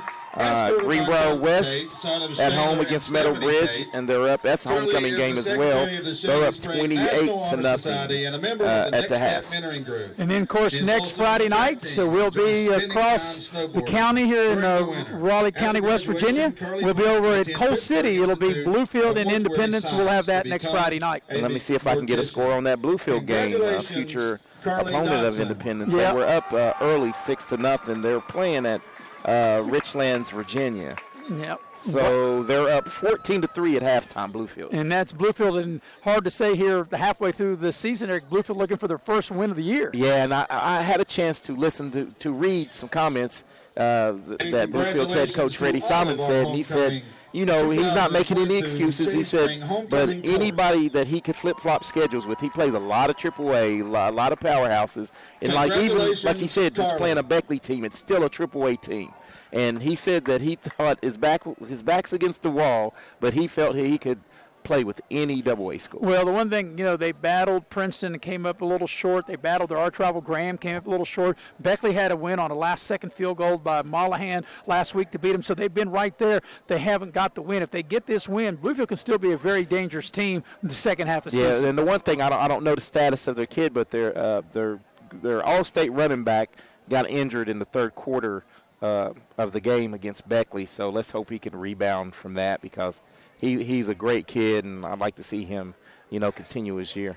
Well, at the break, it's 14-0 Shady here on this 2022 homecoming. We'll take our final Massey Power Sports halftime show break and come back and get you ready for the second half. You're watching live streaming coverage of Raleigh County High School football here on Video Productions. Power Sports is your one-stop off-road and tractor destination. We have an awesome selection of side-by-sides, ATVs, dirt bikes, tractors, and kid machines. Our machines come loaded with features the other brands don't have and will save you thousands of dollars versus the competition. Massey Power Sports offers the best prices, the best service, and the best warranties. Our locations in Beckley and Cross Lanes are here to serve you. Online at MasseyPowersports.com. Massey Power Sports. We power your work and your adventure. Welcome to Allstate.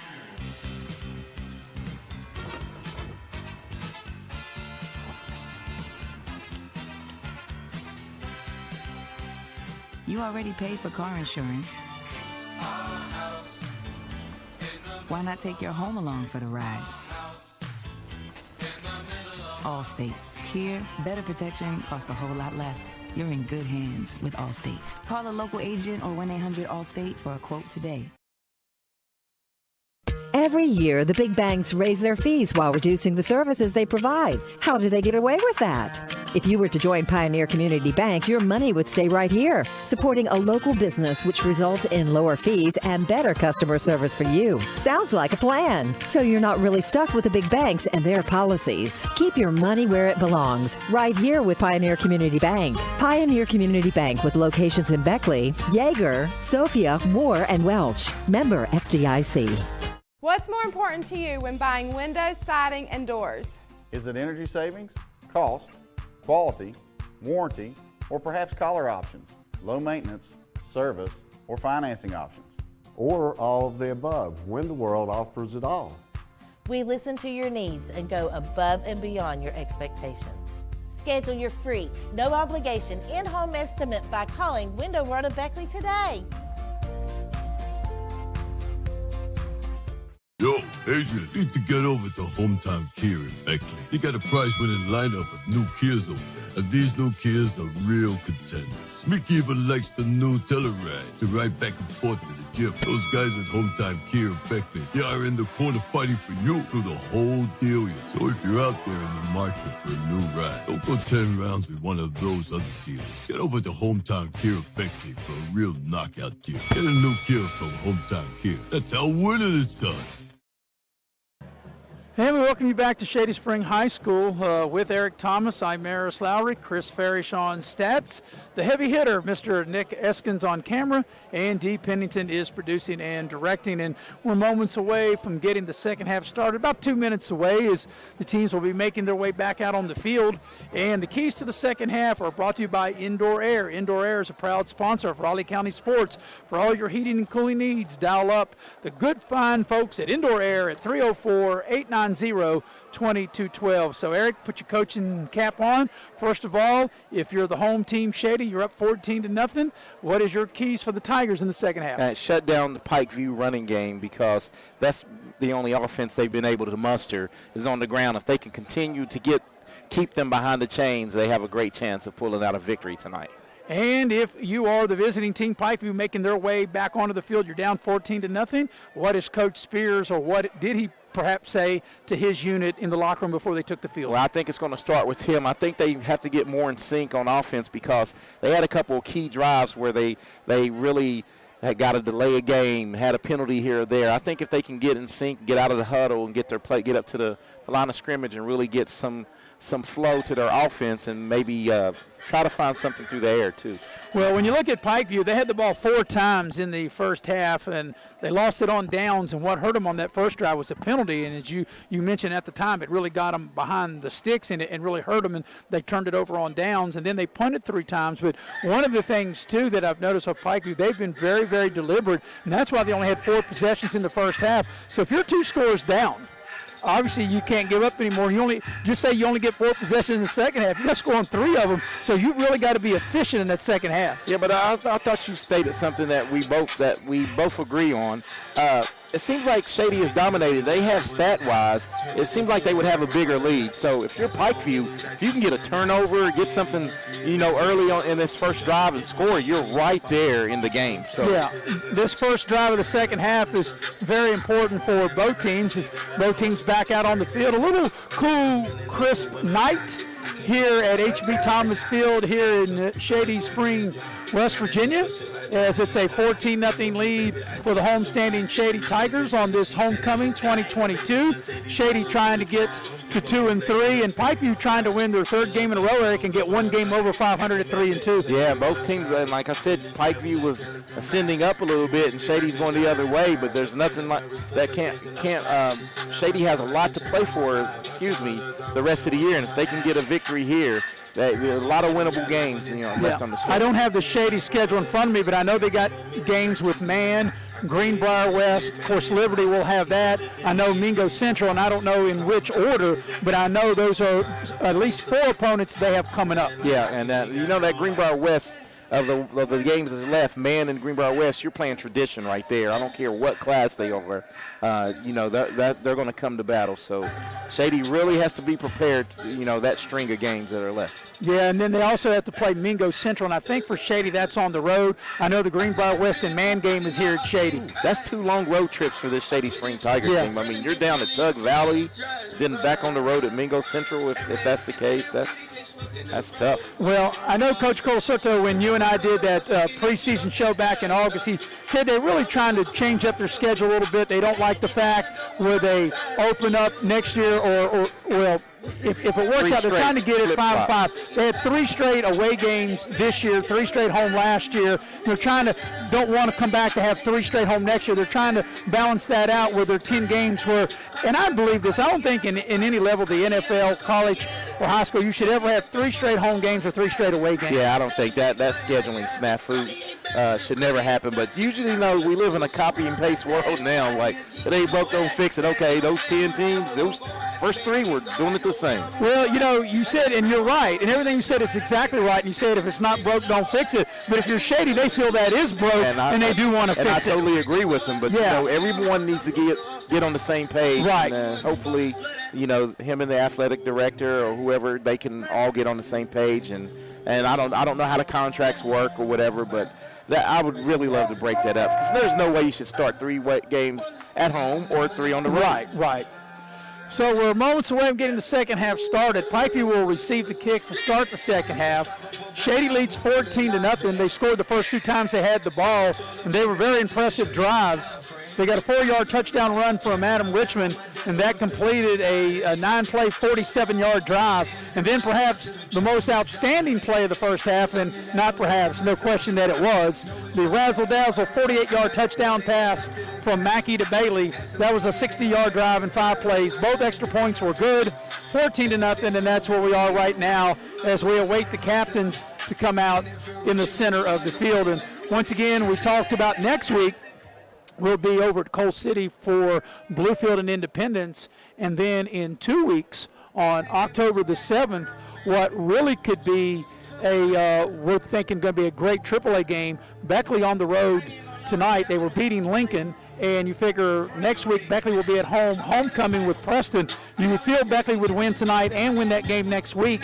They would take on Huntington, and Huntington would come in with 1 loss. Beckley would come in with 1 loss. What a big game that will be in 2 weeks, and we'll be there. And Beckley's 1 loss will be to the number 1 AAA team. So, and I had a chance to take that game in, and that Parkersburg South is a really balanced team. Good quarterback, good running back, and great wide receiver. And Beckley was there, had been for a couple, a fumble here, play there. They played them pretty even for 3 quarters. Yeah, and that should be a good game, and we'll have it on Video Productions in 2 weeks, October 7th. And, of course, Huntington's only loss is a 1-point loss to Spring Valley. So both of those teams, that would be a real big heavyweight matchup in a couple weeks. So we think this has been a very good competitive game, and we think at least the next 2 weeks we've got some really good games on tap. Yeah, and now it's getting later in the year we're getting into, the first SSAC rankings or second have come out, and it's starting to get playoff positioning. And if you're Independence and you're Beckley, you're hoping the teams that you beat start getting some wins so you can move up the polls and take care of what you can on the field. So Pikeview will get the ball to start the second half. The ball's teed up. It's teed up there equally between the 40s, between the 2 hash marks right in the center of the field. And we are moments away getting the second half started. A 14-0 Shady lead here on homecoming 2022. Tigers is number 53, Colton Henderson. Colton Henderson's got it teed up. For the Panthers, number 44. And number 1 for the Panthers. And we are ready to get the second half underway. Glad you're with us here, streaming live on Video Production. Here's the kick right down the center of the field, taken at the 22, crosses the 25 on the far side, and gets up over the 30. So pretty good field position for Pikeview to start their first possession of the second half, as they'll have the ball on their own 31-yard line. For the Panthers on the receiving team. Tackle made by number 80, Gabriel Noblet. So the 31 is where they put it down at. First and 10, Panthers. Pikeview, working right to left. Peyton Greer, the 6'1", 175-pound senior quarterback, brings him out. Let's see what he'll have cooking on the first play of the second half. It's a running play straight ahead. Move the pile out near the 35, maybe to the 35 for a 4-yard gain. And that's where they had their continued success, was somewhere in between, 5, the tackles. When they tried to run it outside, Shady had to answer with their team speed. So I think if Pikeview's going to move the ball, it's going to have to be in the middle. So it'll be 2nd down and 6 coming up for the Pikeview Panthers on their own 35-yard line. And this will be a running play, and there's some good yardage and a first down. And they'll get the ball all the way out to the 45 as that hole opened up. And Mount's able to go right off the right side and pick up the first down. Yeah, and looks like Pikeview guy got shaken up a little bit, and I think he's going to stay in the game. And you're right, Peyton Mounts, he had 34 yards at halftime, and he's continuing his assault on the middle of the field.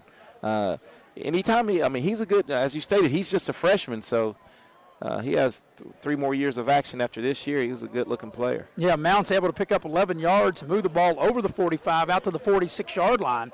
So it'll be 1st and 10, Pikeview on their own 46. Peyton Greer up under center. They'll run the ball again here. There's another running play in a big hole right up the middle. And this is inside the 35 and all the way down to the 30. And inside the 30 is this Logan Cook. And he exploded right up the middle. And I hate to keep beating the dead horse. That's a first down for the Panthers. That's where you're going to have success, I think, against Shady right now. Is right at him. You can run right at him.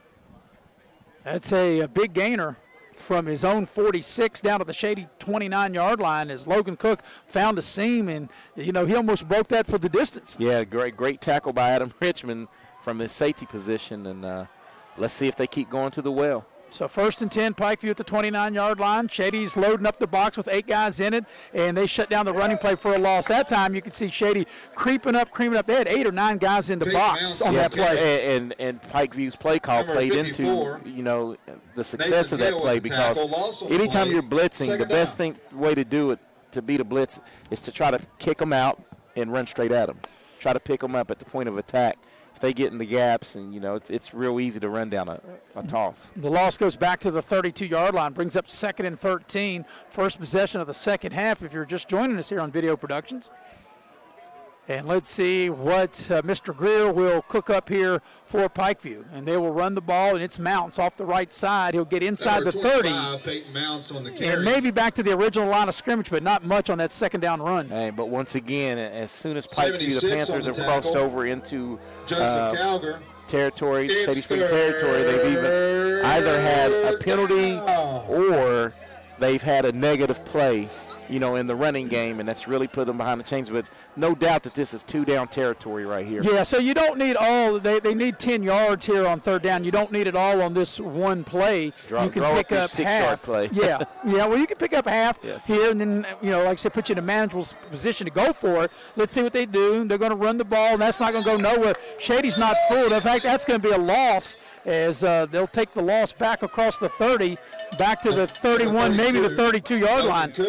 Yeah, so that's going to put it up at 4th and probably 18. No gain, 4th down. And that'll go for no gain. That'll be a loss. That'll go back to the 33-yard line as Logan Cook was the ball carrier. So now it's going to be 4th and 14.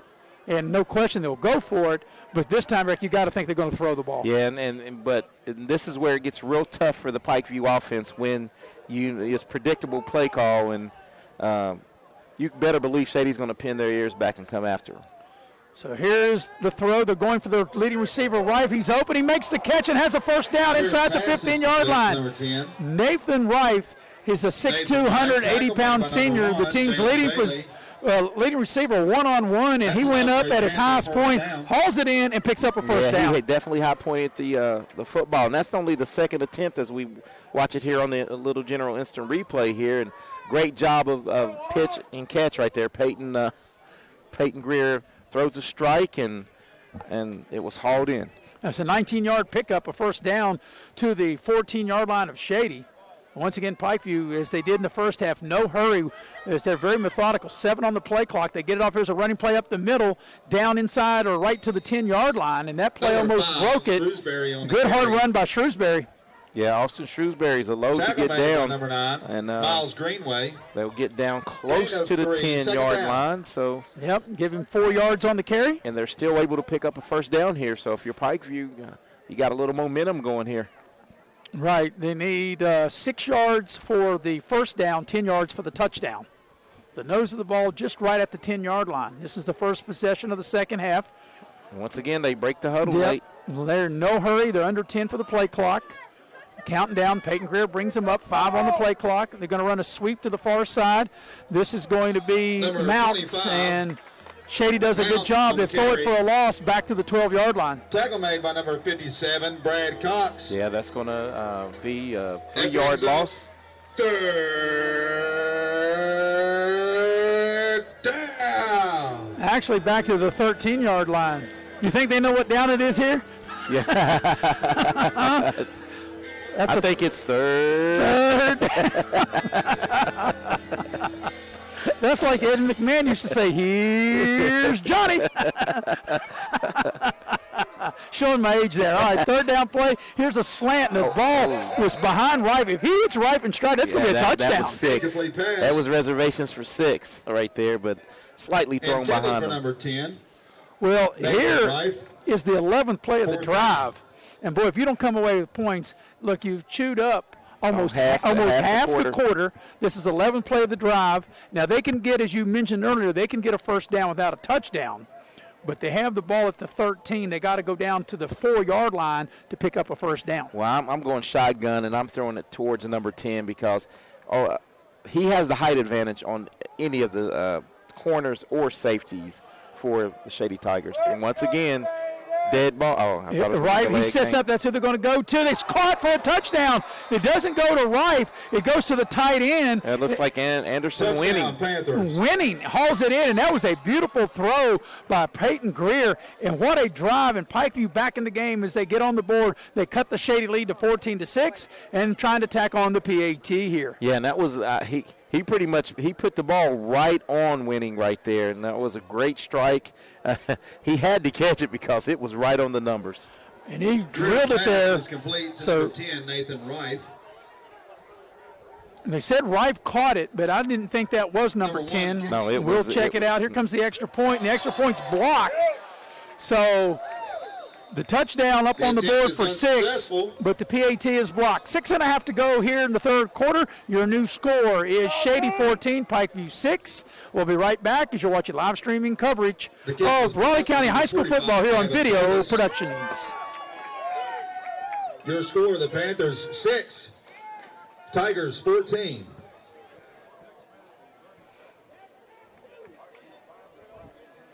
Name is Hank, and I'm coming clean. Everyone I know thinks I know something about plumbing. Oh, I look the part. I talk the talk. I have all the tools, snake, pipe wrenches, torches, but I can't fix anything. I can't even flush a toilet. What they don't know is I've been calling Motley's Plumbing and Heating. They're fully licensed and insured. I just simply call 304-253-HELP, and here they come down the road to fix the problem. It just feels so good to get rid of the guilt.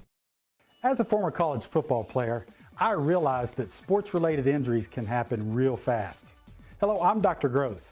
If your child or grandchild is dealing with sports-related injuries, or maybe you're dealing with something that just won't go away, call me today and I can help you get back on the playing field.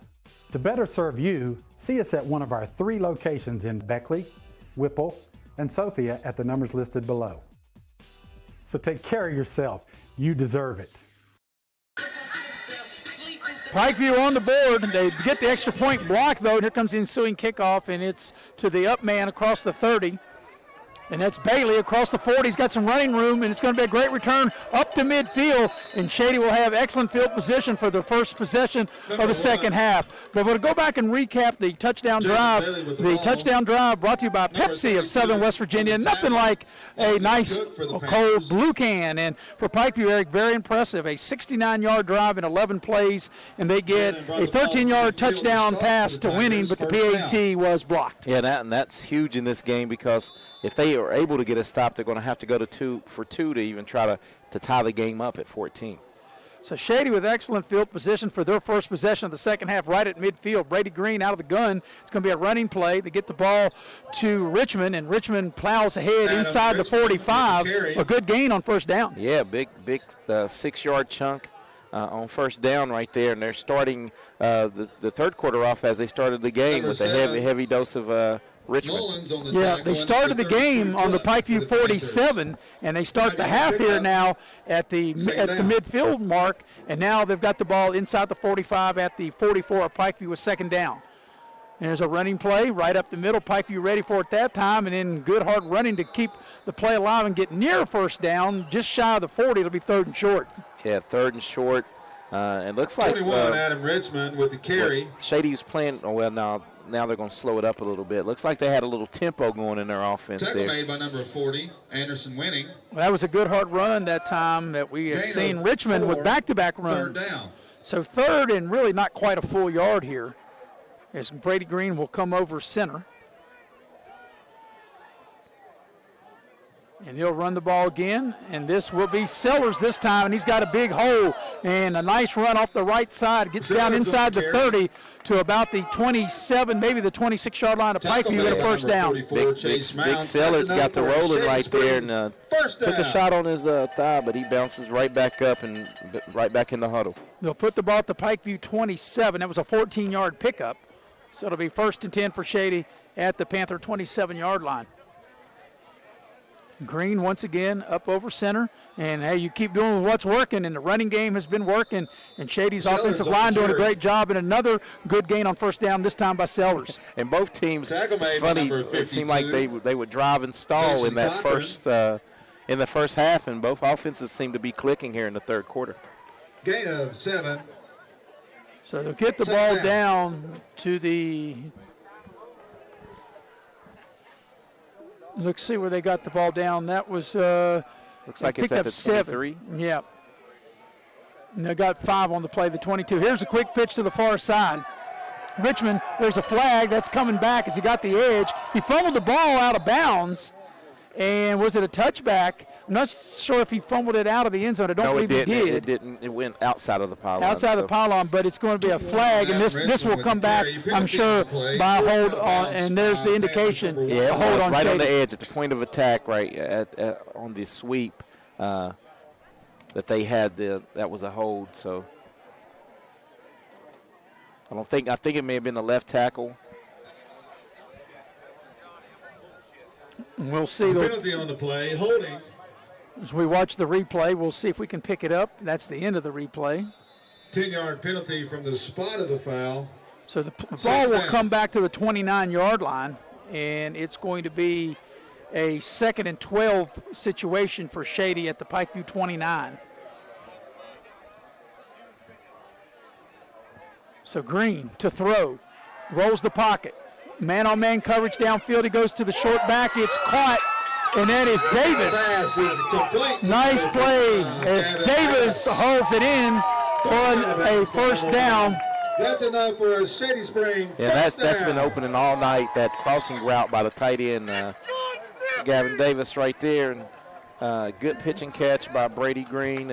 And ball down at the 11-yard line of Pikeview. Got some excited fans here. And they should be excited. It was a nice play and a great catch. That might be the Davis family right there. That was a good play. Very excited fans to our left. We appreciate their enthusiasm. And here's a run right up the middle. And that is Sellers into the end zone for a touchdown. So Shady answers Pikeview's touchdown with a touchdown of their own, 11-yard run by Sellers.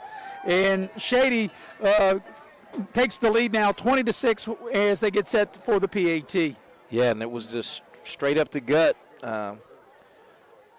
As we have it here on the Little General Instant Replay, and they fake the pitch and straight up the gut to Sellers to punch it in to extend the lead. Yeah, Shady has ran the ball well here tonight between the tackles as they get set to try to tack on the 21st point. That was a big answer by the Shady offense because it seemed like a little bit of the momentum was headed Pikeview side, but they were able to answer. And the kickoff return helped that. They started that drive at midfield. The extra point, though, is no good.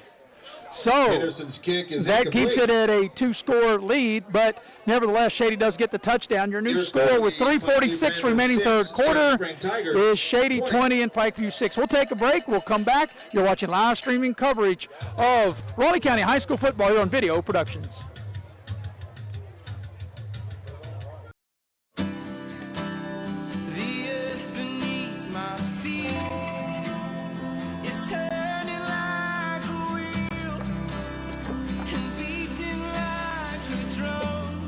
Your first set of wheels didn't come with complications, or strings, or hassles.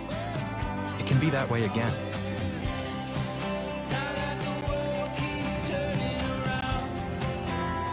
Tire Pros.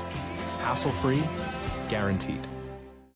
Little General Stores has been serving West Virginia communities for almost 5 decades. That's nearly 50 years of providing those essential needs for your daily journey. We are so grateful to be a small part of your lives, and we want to recognize the integral part of our operation, the LG family. We know these last couple years haven't been easy, but with every sunrise and sunset, you keep us going. To the LG family, the moms, dads, sisters, brothers, sons, and daughters of West Virginia. Chase Mounts. And on the kickoff, there's a nice return by Pikeview. That last scoring drive brought to you by Pepsi of Southern West Virginia. Nothing like a nice blue can of Pepsi. And that was a very impressive drive, Eric. A 50-yard drive in 6 plays. They got an 11-yard touchdown run from Sellers. However, Shady does miss the extra point. So instead of taking the lead to 15, it remains at 14, 20-6. And Shady was able to mix it up. They had a gave him a heavy dose of run, and then Brady Green was able to complete a great pass to Gavin Davis, the tight end, on the crossing route. So here's Pikeview. They'll start over the 30. They'll start at the 31-yard line, and Mounts will get the carry for Pikeview and get a nice little gain on first down. Tackle made by number 50, Connor Davis. And in each of these drives that Pikeview's had, they've started up. They've been able to matriculate the ball down the field pretty well, running between the tackles, but they get across in the Shady territory, and they seem to have a negative play or a penalty to put them back. From their own 36, there's a running play, and it's not going to gain much, a yard maybe, and maybe just back, maybe not even get a yard, maybe just get back to the line of scrimmage, brings up third down. But the thing about it, Eric, the way that Pikeview runs their offense, and they didn't gain anything there, it takes a lot of time, and we're winding down toward the end of the third quarter, and they're 2 scores down. That's just a tie. Yeah, and it's 3rd and 5, and like you stated, they're not in any hurry to get up to the line of scrimmage sometimes. They run Mounts. And this is going to be short. Number 25, Peyton Mounts on the carry. And as you mentioned, he's shy of the first down. Number 54, Nathan Hill. Yeah, by 4 yards. Yeah. So. Yeah, you only got 1 yard on the play. So we got to get out to the 41, over the 40 to the 41, and I think if you're 2 scores down and we're approaching 2 minutes left in the third quarter, I think you got to go for it here if you're Pikeview. Yeah, I think this is 2 down territory. Well, it's 4th down right here. Oh, yeah, it is 4th down. So. And the clock is running down as it has all night on them, the play clock. They don't seem to be in any hurry. 7 on the clock, and they're going to have to hurry up and snap this. And there's the snap, and it's going to be a straight running play for Greer, and he's got the edge, and he is going to get the first down. Wow. Wow, that was a gutsy play call. It was, because that was a quarterback run with Peyton Greer all the way. He wasn't looking to throw, and he was able to get the edge and get just enough to get the first down. Just enough to move the chains, and I guess you put it, if you're Coach Spears, you put the ball in your best athlete's hand, and he was able to produce that time. Yeah, Pikeview needed 4, they got 5. So they get the ball out to the 42-yard line, and they have a new package of downs. Peyton Greer, it'll be a running play and just nowhere to go. As you can see now, Shady putting 8 and 9 guys in the box and pretty much daring Pikeview to throw the ball. 32, Logan Cook. And that's what you can do up 2 scores. You can really dictate how you play defense when you're up 2 scores, so you can really crowd that box area and try to do some run blitzes and really put more in the box that can be blocked. Yeah, it's a 1-yard loss back to the 41, 2nd and 11. And we're approaching the 1 minute mark of the third quarter, and Pikeview doesn't really seem to have a lot of urgency. And you think they go a little quicker. Let's see if they elect to throw the ball. They're going to roll the pocket. This will run all the way, and Greer will cut it back up inside, and he's lucky just to get what he did back to the line of scrimmage. For the Panthers. Yeah, they're really using Greer. 61, Buzz McCormick. Well, both Peytons That brings up third. Been used a lot tonight. And it's third down again. Next time I see Scott Cantley, I'm going to ask him if he's trying to be Ed McMahon from way back when. Here's Johnny. It's third down. So 3rd and long here for Pikeview. Here's the shotgun snap, and Greer to throw. He's in trouble. He throws it short. It's caught and up underneath, but Shady was ready for it, and it'll go for basically nothing and bring up 4th down. To number 5. And I think that's going to be the last play of the quarter, and we have an injury on that play. Yep. That they'll stop the Gain of clock. 3 brings up 4th down. Official timeout on the field. Yeah, they'll stop the clock momentarily for the injured player. Church will be hosting the 5th quarter tonight immediately after the football. We'll game. go ahead All and take a break because this will be the final play of the third quarter. So at the end of 3, your score is Shady 20, Pikeview 6. You're watching live streaming coverage of Raleigh County High School football here on Video Productions. Drink after the game at George's. Adrian, you need to get over to Hometown Kia in Beckley. You got a prize-winning lineup of new Kias over there, and these new Kias are real contenders. Mickey even likes the new Telluride to ride back and forth to the gym. Those guys at Hometown Kia in Beckley, they are in the corner fighting for you through the whole deal. So if you're out there in the market for a new ride, don't go 10 rounds with one of those other dealers. Get over to Hometown Kia of Beckley for a real knockout deal. Get a new Kia from Hometown Kia. That's how winning is done. You have a goal. You know what you want. Start with us. New River Community and Technical College, your community college. Take classes online or in a classroom in Beaver, Lewisburg, Summersville, or Princeton. Or step outside the classroom in one of our technical or health programs. Find flexible and affordable options to help you reach your goal. It's closer than you think when you start with us. New River Community and Technical College. Apply today. And we welcome you back to Shady Spring High School with Eric Thomas. I'm Maris Lowry, and there are 2 seconds remaining in the third quarter, and they have an injured player and can't quite make out who that is, Eric. But while we got a minute and they do attend to the injured player, you may have some scores you can catch us up on. Okay, yeah, let's look. Number 1, North Marion in Double A, up 27-0, hosting Lincoln in the third quarter. Frankfurt's losing to North Garrett, Maryland now in the third quarter, 18-14. Independence 60, Westside 0 at the half finally. Winfield 14, Logan nothing. Fairmont Senior is at halftime with an early lead on University, AAA University that is, 14-10. No score from, and Kaiser, the other ranked AA squad, is up 34-3 over AAA Hampshire. So we'll check out maybe some AAA scores, see what's going on there. And the AAA ranks Parkersburg South 41, John Marshall 10 at the half.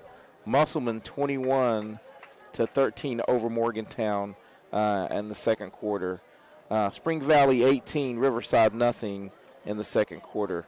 Princeton against Lord Botetourt, Virginia. It's 27-21 at the half. And Princeton's in front? In front, yes. Martinsburg's up 42-6 over Hedgesville.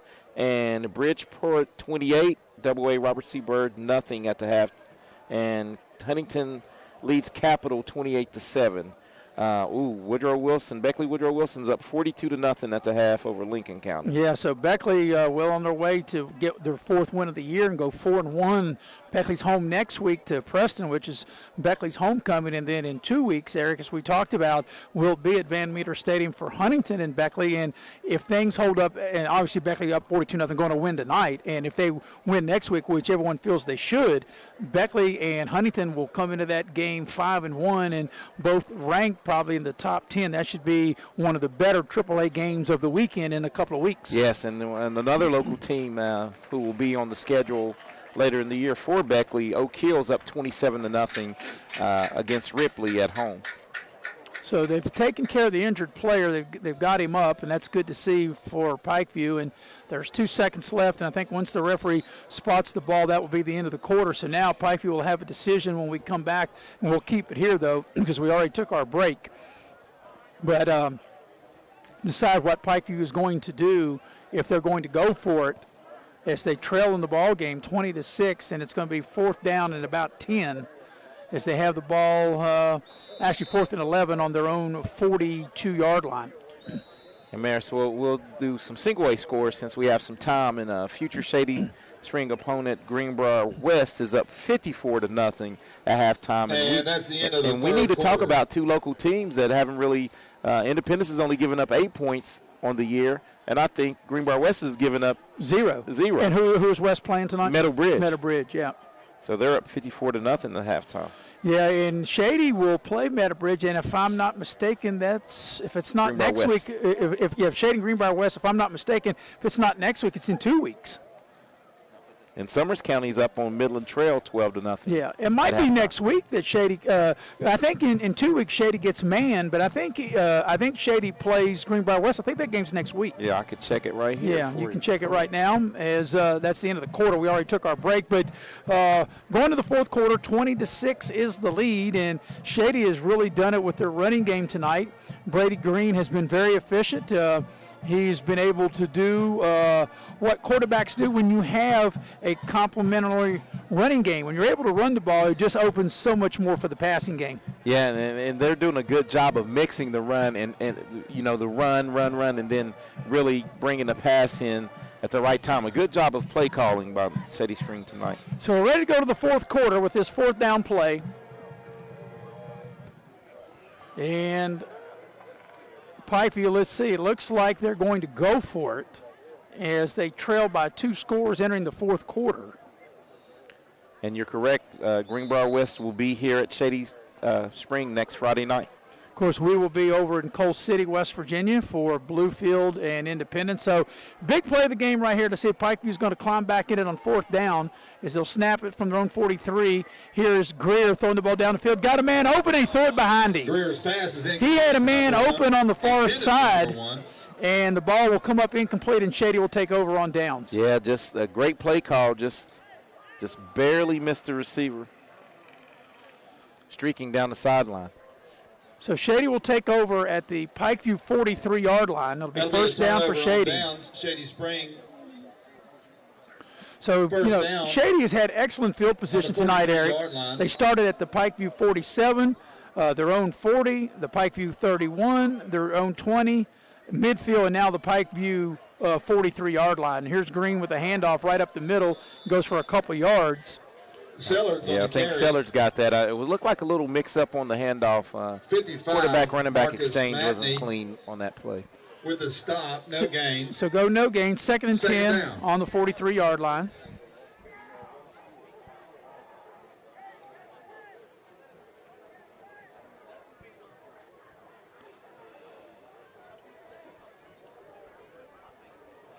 Second and 10. Shady have to be in no hurry with the 2-touchdown lead. Brady Green gives the handoff, and they'll give the ball to Sellers, and Sellers will be tackled behind the line of scrimmage. Yeah, 22. Big hit right there by tackle made by number 55, Marcus Matney. Marcus Matney right there. Play, third down. Big 6'1", 270-pound senior coming through.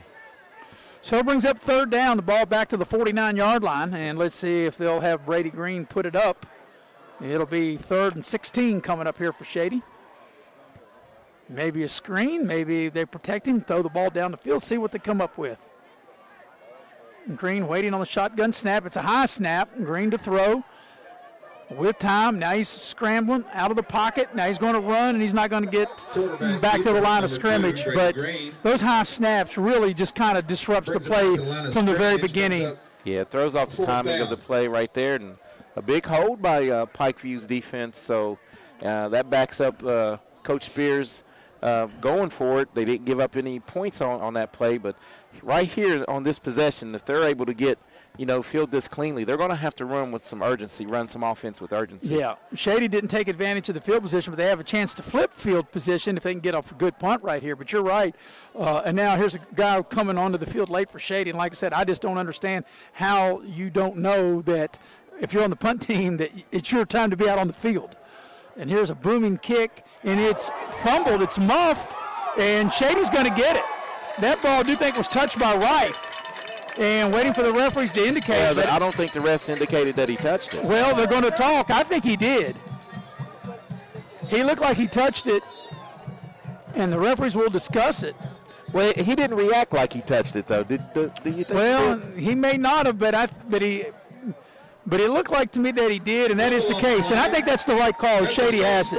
First down. Yep. Yeah. It's a replay. Our producer's right on that one. Joseph Calger. Yeah. He tried to play it off, did he? He's like, I touched it, but I don't want to really. I don't want to act like I touched it. So here's a golden opportunity to perhaps really put the game away. Shady will have it at the Pikeview 20-yard line. That's going to be. And now there's a flag. Illegal Penalty on the play. Boy, that just drives the coach crazy. You got a turnover, and then you have a penalty on the first play right after the turnover. So they have the ball at the 21, and they blew the play dead, so I'm guessing that the penalty's on the offense here. It's just a sideline warning. No flag. Warning on the visiting team. And I actually hate that rule. Okay, so no flag. Why blow the play dead? I hate it. But replay first down. That's for another day. 1st and 10, Shady at the Pikeview 20 after the recovery. So 1st and 10, Green up under center. Shady perhaps, like I said, could put the game away if they punch it in here. And here's Richmond on the sweep. Gets inside the 15, inside the 10, down inside the 5 with a good hard run and a first down. For the Tigers. Yeah, it looked like Richmond was going to be stonewalled there, but he was able to squirt through, pick up additional yards after contact. That's a Shady Spring first down. Yeah, they get the ball down inside the 5-yard line. They'll put him down at right at the 5. That'll be a 15-yard gain. It'll be 1st and goal for Shady. And here comes a late penalty flag. Way late, or I don't know if you want to call that late or early. If you want to call that late after the play or early before they start the play. But as Shady was walking up to the line, the flag came out. And we've got unsportsmanlike conduct on Pikeview. I think this is good. After the warning, it's going to be on the sideline probably. Well, they might call it on the defense. It'll be half the distance to the goal when they march off the penalty. Half the distance to the goal, first down. So if they had a ball at the 5 and half the distance, somehow it ends up on the 3. I don't know if that's half the distance. There's a 2.5. I guess because there's not a 2.5-yard line, right? Some more of that Mayberry math, right? Yeah. Ernest T. Bass math, right? Saw that episode just the other day, by the way. It's Brady Green up under center, running play. And it's stonewalled. Good job. Actually, he's going to break free and get in the end zone. And I'm really surprised that they didn't blow that play dead. Yeah, no whistle. No whistle.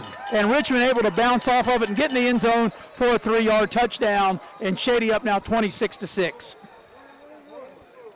So after the turnover on the fumbled punt, it's a 2-play, 20-yard drive and a 3-yard run by Adam Richmond. And that will extend the lead to 26-6 at the 9:01 mark of the 4th quarter. And they'll try to tack on the 27th point from placement here. And we'll wait on the snap. Snap is high, and here's Mackey. And he's on the move, trying to get to the end zone, and he will not on the high snap. So, and then here comes a couple of late penalty flags. And that might go against Shady. No, I think that might be against Pikeview. Well, the reason I say it might be against Shady, there was some extracurricular activity there. But nevertheless, the touchdown will count. Could be offsetting. And that extends the lead to 26-6. While the officials sort it out, we'll take a break. 9:01 for the game. Your new score is Shady 26, Pikeview 6. You're watching live streaming coverage of Raleigh County High School football here on Video Productions. National Bank, where you can purchase or refinance your home with the no down payment Champion Mortgage. No down payment, no private mortgage insurance, no kidding. Visit your local branch to get started today. City National Bank, member FDIC, equal housing lender. To learn more, log on to mortgage.bankatcity.com. Welcome to Allstate.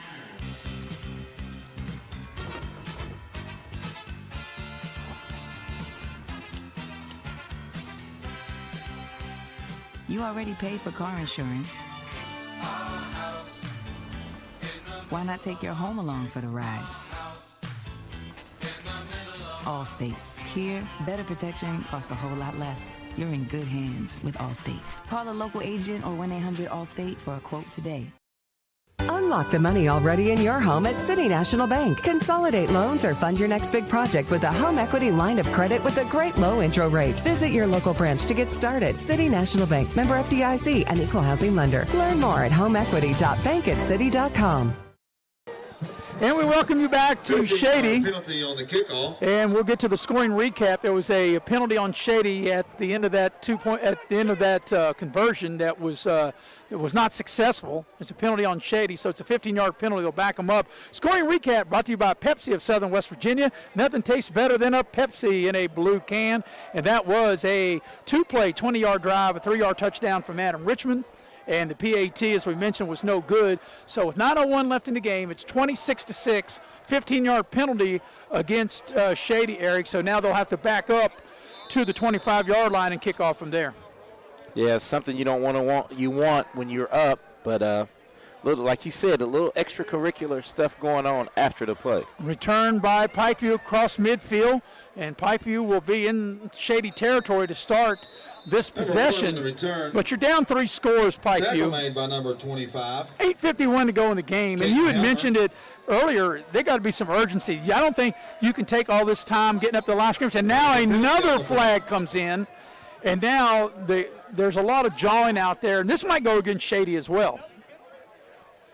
Yeah, it's getting now you're letting them. You're up. Just pointing at the scoreboard. A lot of chatter going on, and the refs are not just going to let this happen. They need to clean it up. Yeah. So this is going to go against Shady, I believe, another 15-yard penalty, unsportsmanlike conduct on the Tigers. So they'll tack that on to the end of the run, and they'll get that ball. Oh, they caught it on both of them. Well, offset. But like I said, there was a lot of talking down on the field in that pile. Panthers will start on the Tiger 46-yard line, first down. So at the 46 of Shady. I've got him. Well, I guess you wouldn't have lost him if the PA guys got him, right? Keys. I do have a set of keys in the press box. So Pikeview will have it on the Shady 46-yard line with a first down. And we've got some movement. Penalty on the play. But I did like that from the PA. He said if you lost keys, he's got them. Replay first down. Of course, I can poke fun. Scott Cantley, good friend of ours, Eric, and excellent basketball official. With the penalty, the ball will go back across midfield to the 49 and be 1st and 15 for Pikeview. But Pikeview's going to have something, maybe a little urgency, down 26-6. Here's a receiver screen, and Shady read it, and it goes nowhere. Greer's pass is complete to 44. Yeah, right now they can. Number 50. They pretty much can. Shady, if you're up 26-6, being up 26-6, you really can pin your ears back and go after this Pikeview offense. Second down. So it'll be 2nd and 15 for Pikeview on their own 49-yard line. Clock continues to move, and we're closely, actually, I don't know why it stopped now. The clock should not have stopped, and it has, and there's an issue, and I think that's what the Shady coaches are pointing out. Why is the clock stopped? And now Shady's called a timeout. So timeout on the field. We'll take it with them as you're watching live streaming coverage of Raleigh County High School football here on Video Productions.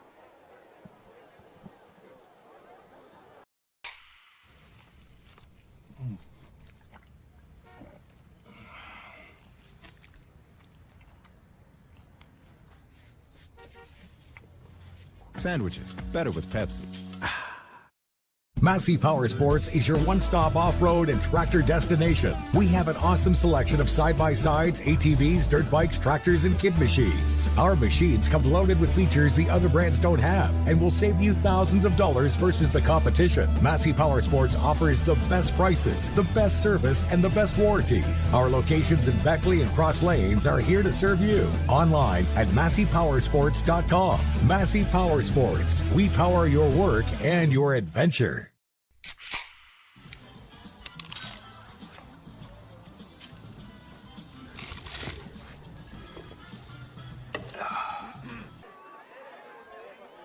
Back to live action, and here's Peyton Greer running for his life, and he's able to gain by number 9.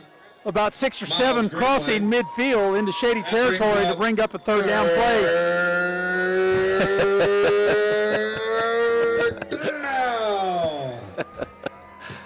That third down is so long, that might go to 3 more drives later. So it'll be third down as the PA, Scott Cantley, will let you know that. Here's a shotgun snap to Peyton Greer. Throws the ball, and it's high and behind looking for Greer's Rife. pass is incomplete. Intended for number 10, Nathan Rife. We've got 4th down. So it'll be 4th down. They have the ball at the Shady 47-yard line. Obviously, they'll go for it. You want to stay tuned when the game is over for a Pioneer Community Bank post-game show. We'll wrap things up, have our Cracker Barrel inside the numbers, and let you know about the game next week that we'll be broadcasting, which will be Bluefield at Independence. So it'll be 4th down to 7:42 mark of the 4th quarter. The ball is at the Shady 47. Greer to throw down the middle, got a man, it's overthrown, and it'll Greer's be pass is over on incomplete. downs. The ball will go to Shady. Number 1. Yeah, that would have been a tough ball to complete. So Shady will take Turnover over, on downs. and they'll have the Tigers ball will take over with on their own first 47. And Eric, you got to think right here, if you're Shady, you're just thinking 47-yard line. on just running the ball and trying to run out the clock here. Yeah, and the way they've been running in the second half. So Shady Pick up takes some over first downs and try to milk the game away. on their own 47-yard line, leading in the game 26-6, 7.5 to go. And Brady Green will work up under center. And he'll run the ball. Richmond crosses midfield, falls forward, and gets to the 48-yard line of Pikeview. With the ball. Tackle by number 20. So it's a 5-yard gain on first down. A gain of 5, 2nd down. And, this is a nice bounce-back game for the Tigers after losing the way they did last week and homecoming 2022 and, able to get a victory and get to 2-3 at the halfway point. Well, the hat's off to the coaches right there, and the kids, because to bounce back from that, we'll just say it, shellacking last week of Independence. It's a gutsy effort. There's a first down run right up the middle, inside the 40, down to the 38-yard line. Sellers with the run. Carry. 32 for the Panthers. Logan Cook with the stop. That's enough for a Shady Spring first down. That was a 10-yard run. And, I don't really recall what the halftime numbers were, but in our postgame show with the Cracker Barrel Inside the Numbers postgame, I think Shady's, what would you say, they're going to have maybe close to 200 yards rushing maybe? Yeah, at half they had 155 total yards, but how much on the ground? 97, So I'd say they might be close to 200 by when the final numbers, and they're not done with this drive yet, and I'm sure they'll continue to run the ball as they do, and that'll gain a yard, and that's it. But more importantly, I think if you're Shady, you're thinking about the clock here. Adam Richmond with the carry. Number 52 on the tackle. Richmond will lose the yard back to the 39-yard line. So we're going under 6 minutes. Gain, 2nd down. Is it me or is that the fog kind of moving its way in? It looks like a little bit of. I don't know if that's smoke or fog. Nah, I think I smell fire. So that might be smoke. But at the 39 of Pikeview, and Shady just, well, they were trying to get the clock trying to milk the clock down. On the offense. And it'll be a 5-yard penalty against Shady. Replay, 2nd down. The ball will go back to the 44-yard line and make it 2nd and 16. And now you're right, I do smell something burning somewhere, and I think it's all smoke, no fog. It might be the after the game bonfire. Maybe.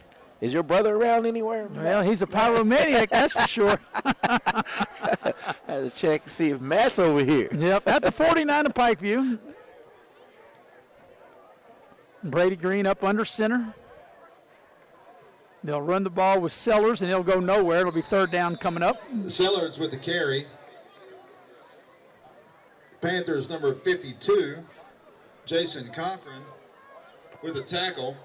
So if you're Shady, Eric, you figure you won't run the ball right here. You don't get it. You just turn around, punt, flip the field. You're up 26-6. 3rd down. We're under 5 minutes for the game.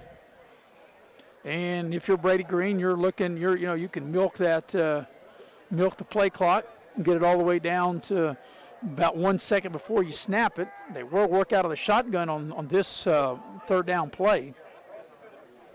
And they're all going to elect to throw the ball. And Green going for the home run ball. Got a man out there. It's Mackey, and he dropped it. That was a beautiful throw by Brady Green. That should have been a walk-in touchdown. For number 10, And Tyler Mackey. as good as Tyler Mackey is, and we saw this last week, he dropped a pass like that, and he dropped what looked to be a sure touchdown right there. Beautiful pitch and catch, and right on the numbers, right on the hands. So it'll bring up a fourth down. The clock will stop on the incompletion. 4.5 to go in the game, and Shady will be in punt formation. They took a shot, and then they did everything but haul the pass in. It was a nice throw by Brady Green. Here comes the punt, and it's a sky high. The ball takes a big bounce, goes inside the 10, and rolls to about the 7-yard line. Henderson's punt. So Down at the 8-yard line. Pikeview will take over at the 8-yard line. So you got any more scores, Eric, as we're trying to wind this game down? Most of the games probably are just entering the third quarter since this game started at 7. Most of the scores you have are from games that started at 7:30. Yeah, let's check the AA ranks, and we already know the Independence game has gone final, 62-0 at Westside. I'm sure that was a running second half clock. Winfield 21, Logan 0. Fairmont Senior still holding steady over University at 14-10. Here comes a pitch play, and it's going to pick up some good yardage out near the 20, close to a first down. Peyton Mounts on the carry. And we got an injured player down. Number 50 on the tackle for the Tigers, Connor Davis. Getting up slow. They'll get the ball out to the 20-yard line and a first down. Gain of 11, first down. But, Eric, just kind of surprised that Pikeview here, down like they are, running the ball here. And the clock continues to move. And by the time they snap it here, we'll be up under 4 minutes for the game. Yeah, and I think they're just content with being methodical. That's their offense. They've been that way the whole night. So Peyton Greer takes the snap, keeps it himself. Now he pitches it at the last minute. It's a nice run. And that'll be a first down up over the 30. Ran out of bounds on the far side. Number 7, Braden Mullins on the carry. So that'll be back-to-back first downs. Number 1, Jalen Bailey. Bailey has picked up a gain of 11. Out for a first down to the 32-yard line. And he went out of bounds, so that'll stop the clock. Coming up in our Pioneer Bank post-game show, and we'll have the Cracker Barrel Inside the Numbers. We'll recap and then tell you about next week. Stat man Chris Farish once again doing another outstanding job, and there's the play's blown dead and a timeout. Timeout, Panthers. By Pikeview. So Clay County has opened up a 36-6 lead on Liberty with 11:14 left in the fourth quarter. Wow, and Liberty scored first in that game, right? That is correct. Liberty scored first, and we know Clay County, they're a playoff team. They're pretty good, and they ran off 36 unanswered to take the lead. Okay, and the update from the Beckley game: Beckley 48, Lincoln County nothing. Cabell Midland hosting Parkersburg, and they're up 31-10. And Eric, when you take a look at this Shady team, with this win tonight, and that'll get them to 2-3. And they have some quality teams, as we said, Greenbrier West next week. They got Man, they got Mingo Central, they got Liberty. If they were able, and I don't know who the other team is, they got 5 more games, obviously, after tonight. But if they were to run the table, and that's a big if because those are all good teams, but they can do it. And if they were to do it, that would punch their ticket. I'm sure that would get them in the playoffs. So Shady still got a lot to play for moving forward with this win tonight to give them a little momentum. A little momentum, and that's what we said. They were going, the opposite direction, and nothing cures, an L like winning. So they'll have it on their own 32-yard line out of the timeout is Pikeview. It'll be a running play. And pretty much I would think Pikeview was just pretty much conceding. They're down 26-6. We're under 4 coming up on 3.5 for the game. Peyton Mounts. As Peyton Mounts with a nice run out to the 35-yard line. Second down. He picked up 3 on the play. Here's a pass play down the far sideline. Got a man out there, and it's knocked down at the last minute by Bailey. Broken up. Yeah, Jalen Bailey does a good job of getting a hand on that, but that would have been 6 for Pikeview. Yep. So it brings up 3rd down. You know what down it is, partner? That's the bell, right? Oh, down.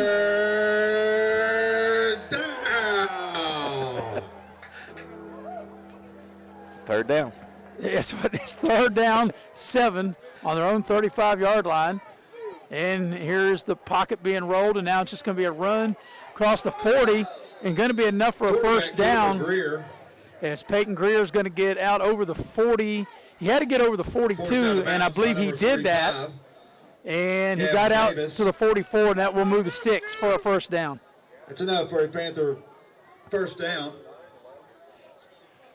So that's a 9-yard gain, and that'll move the chains. And the final 3:11 remaining here in the ball game. Pikeview with the loss will go to 2-3, and Shady with the win will raise their record to 2-3.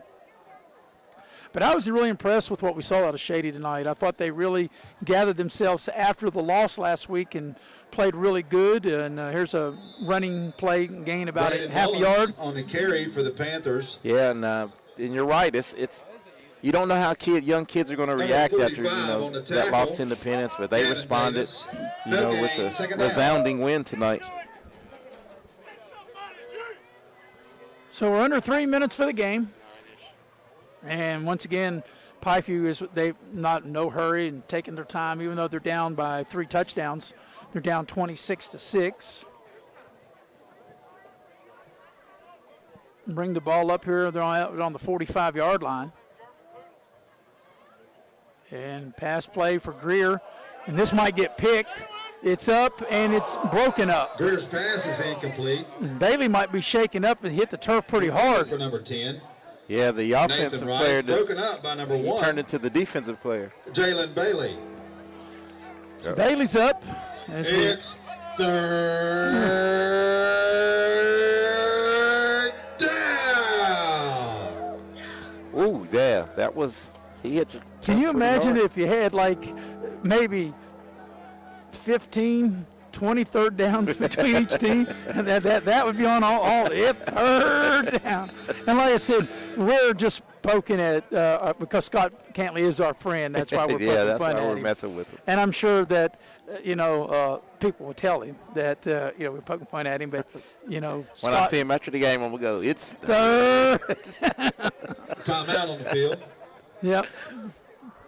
So we'll go ahead and Missionary Baptist Church will be hosting the 5th quarter tonight. Immediately after the game, we got 2:22 left. Are welcome in the ball game. And enjoy hot dogs, chili, and nachos. There was a timeout called. We'll keep it here. Baptist Church. Of course, at the end of the ball game, when the game's over, we'll have our 4th quarter break, and then we'll get into the Pioneer Community Bank post-game show, which will recap the game. It is Shady 26-6 lead, and Eric, they set the tone really with their first 2 possessions when they got that first drive, a short field 47-yard drive. But I thought what really the exploding play of the game was that razzle-dazzle flea flicker reverse touchdown pass from Tyler Mackey to Bailey, and that put Shady up 14-0, and they never looked back. Yeah, that really opened the game up, and once again we'll state that was a good play call in that situation. And as Pikeview completes a pass here. Yeah, Rife down inside the 40 for a first down. Number 10, Nathan Rife. So Rife hauls it in.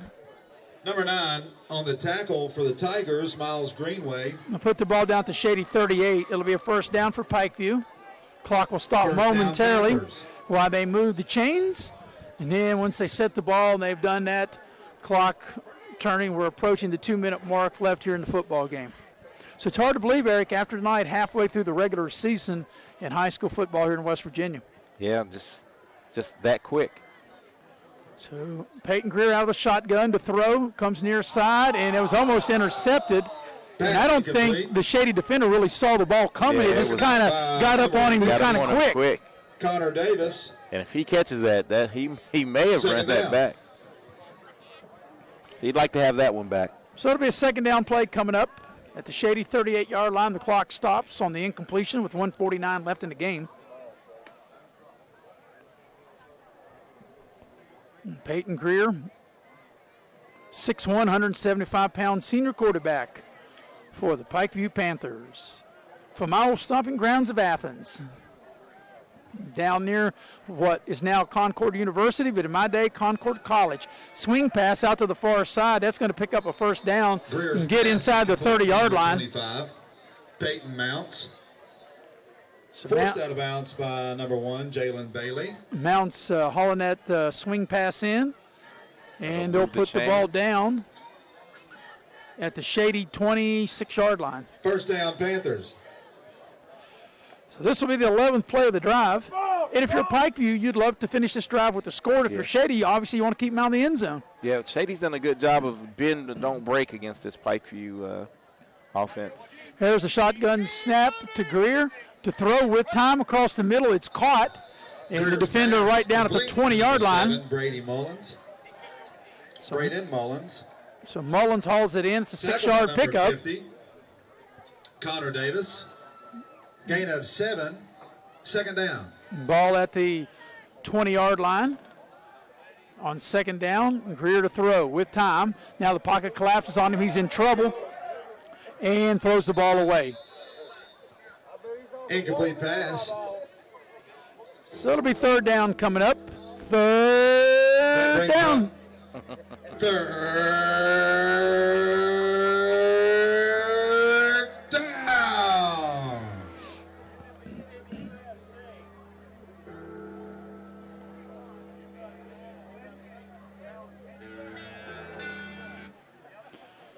So at the Shady 20 with third down. Greer takes the snap, little swing pass. Mounts catches it. Got some room to run.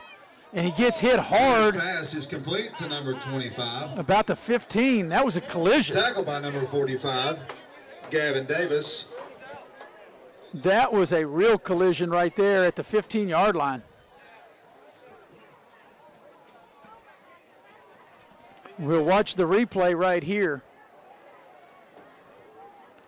Yeah, that was friendly fire. That's Shady player hitting another Shady player. That was. And they're at the 15-yard line. That is enough, though, for a Pikeview first down.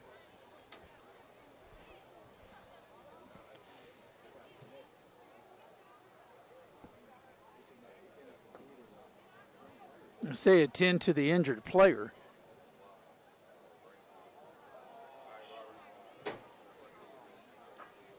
Yeah, I don't.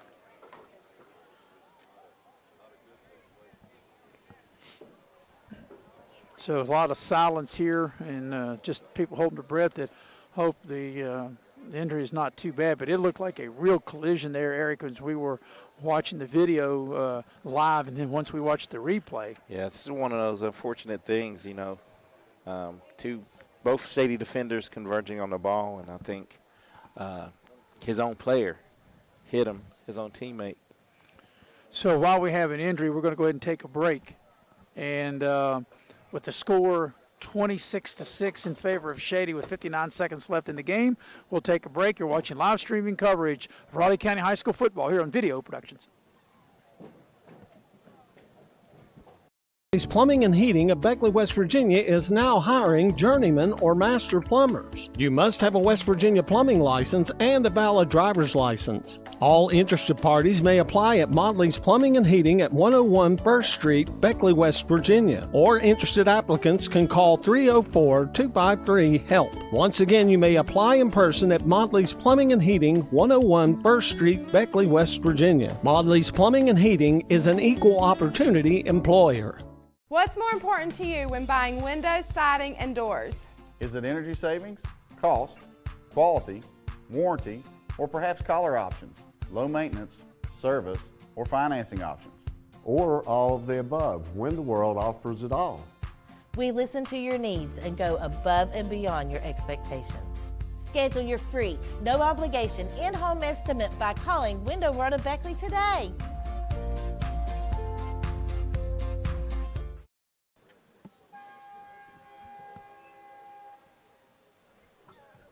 And we bring you back to Shady High School is they have an injured player, and I can't see who it is, Eric. They're bringing out a stretcher, and we hate this at any time in any game in any sport. And I don't want to speculate, never do, on any type of injury.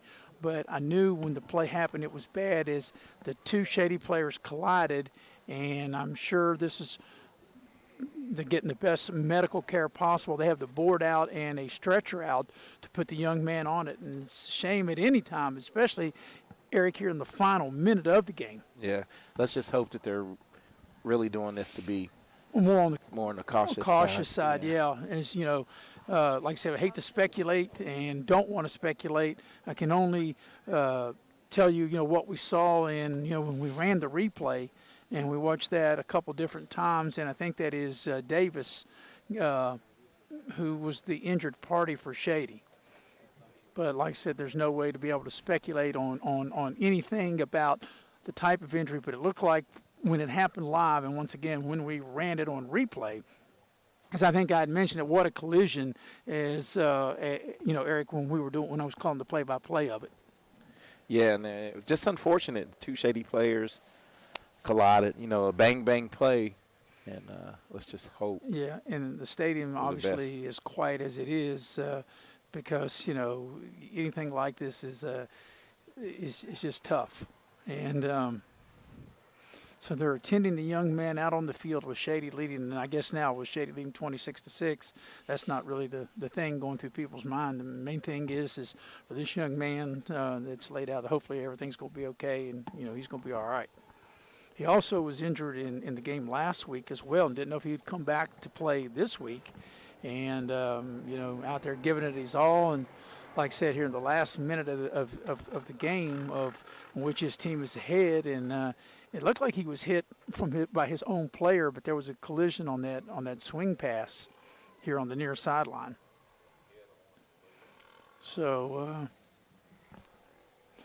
everybody just on a knee and in silence and hoping that the young man's going to be okay. So we'll keep it here. 26-6, as you can see on the screen, the Shady lead.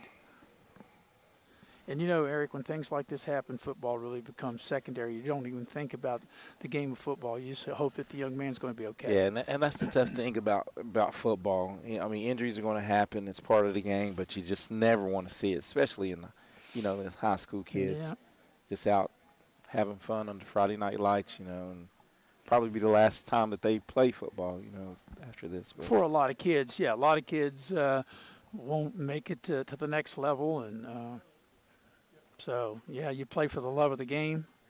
And like I said, football, in any athletic event, there's always risk of injury. And hope this injury will not be as serious as it looks. And like I said, I don't want to speculate in any way. But as I was watching it, as I mentioned, the play-by-play, and then we watched it get on the replay, it was a real collision right there at about the 15-yard line. Yeah, it was. It was bang, bang. It was.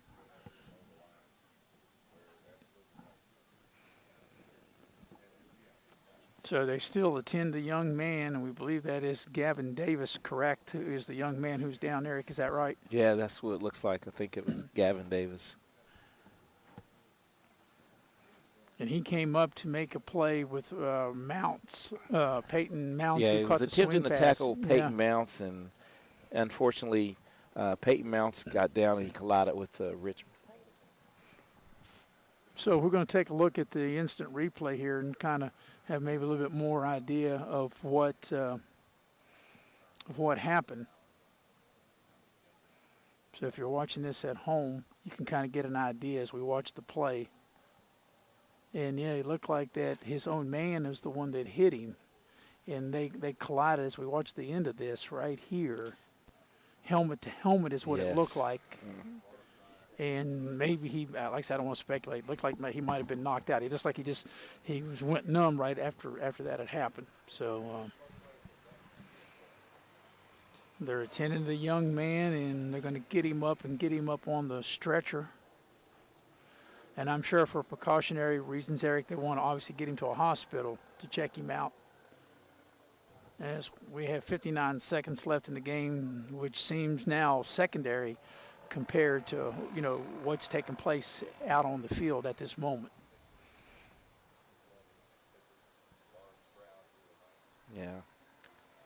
I hope the kid's able to give a signal or some. Yeah, some signals sort, just yeah. that he's going to be okay, but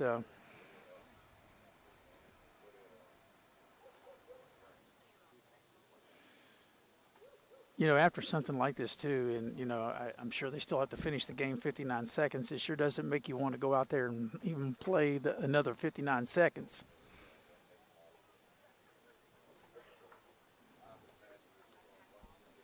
And with that being said, that takes its toll on the other kid from Shady as well. I think it was Richmond, and he's just trying to make a play. Both kids are trying to make a play. It's just one of those unfortunate incidents. Yep, and they take him out, and he's out on the stretcher, and everybody gives him a nice standing ovation. And we just hope and pray, and we wish the best for that young man. So I'm sure, like I said, they still got his helmet on. They want to take him to the hospital and have him checked out and make sure everything's going to be all right as we finish out the final minute of this ball game. And it'll be a first down for Pikeview at the Shady 15-yard line.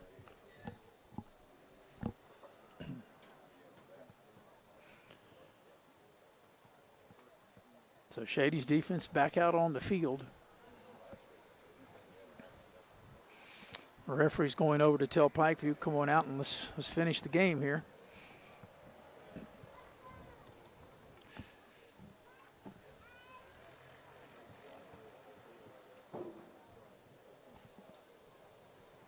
Just wondering if they're actually going to finish the game, Eric. That's what I was just thinking. I don't They know, may not maybe. even finish the game. They might just be talking and say, hey, 59 seconds, it's 26-6, Shady's going to win the game, and they might call it. I don't know. I don't know if there's any rules to say that you can or that you can't. I would say both coaches would probably have to be in agreement. So. Yeah. But they're taking a long time now to resume after they've gotten Davis off the field from the injuries. I'm sure, taking him to a local hospital, and like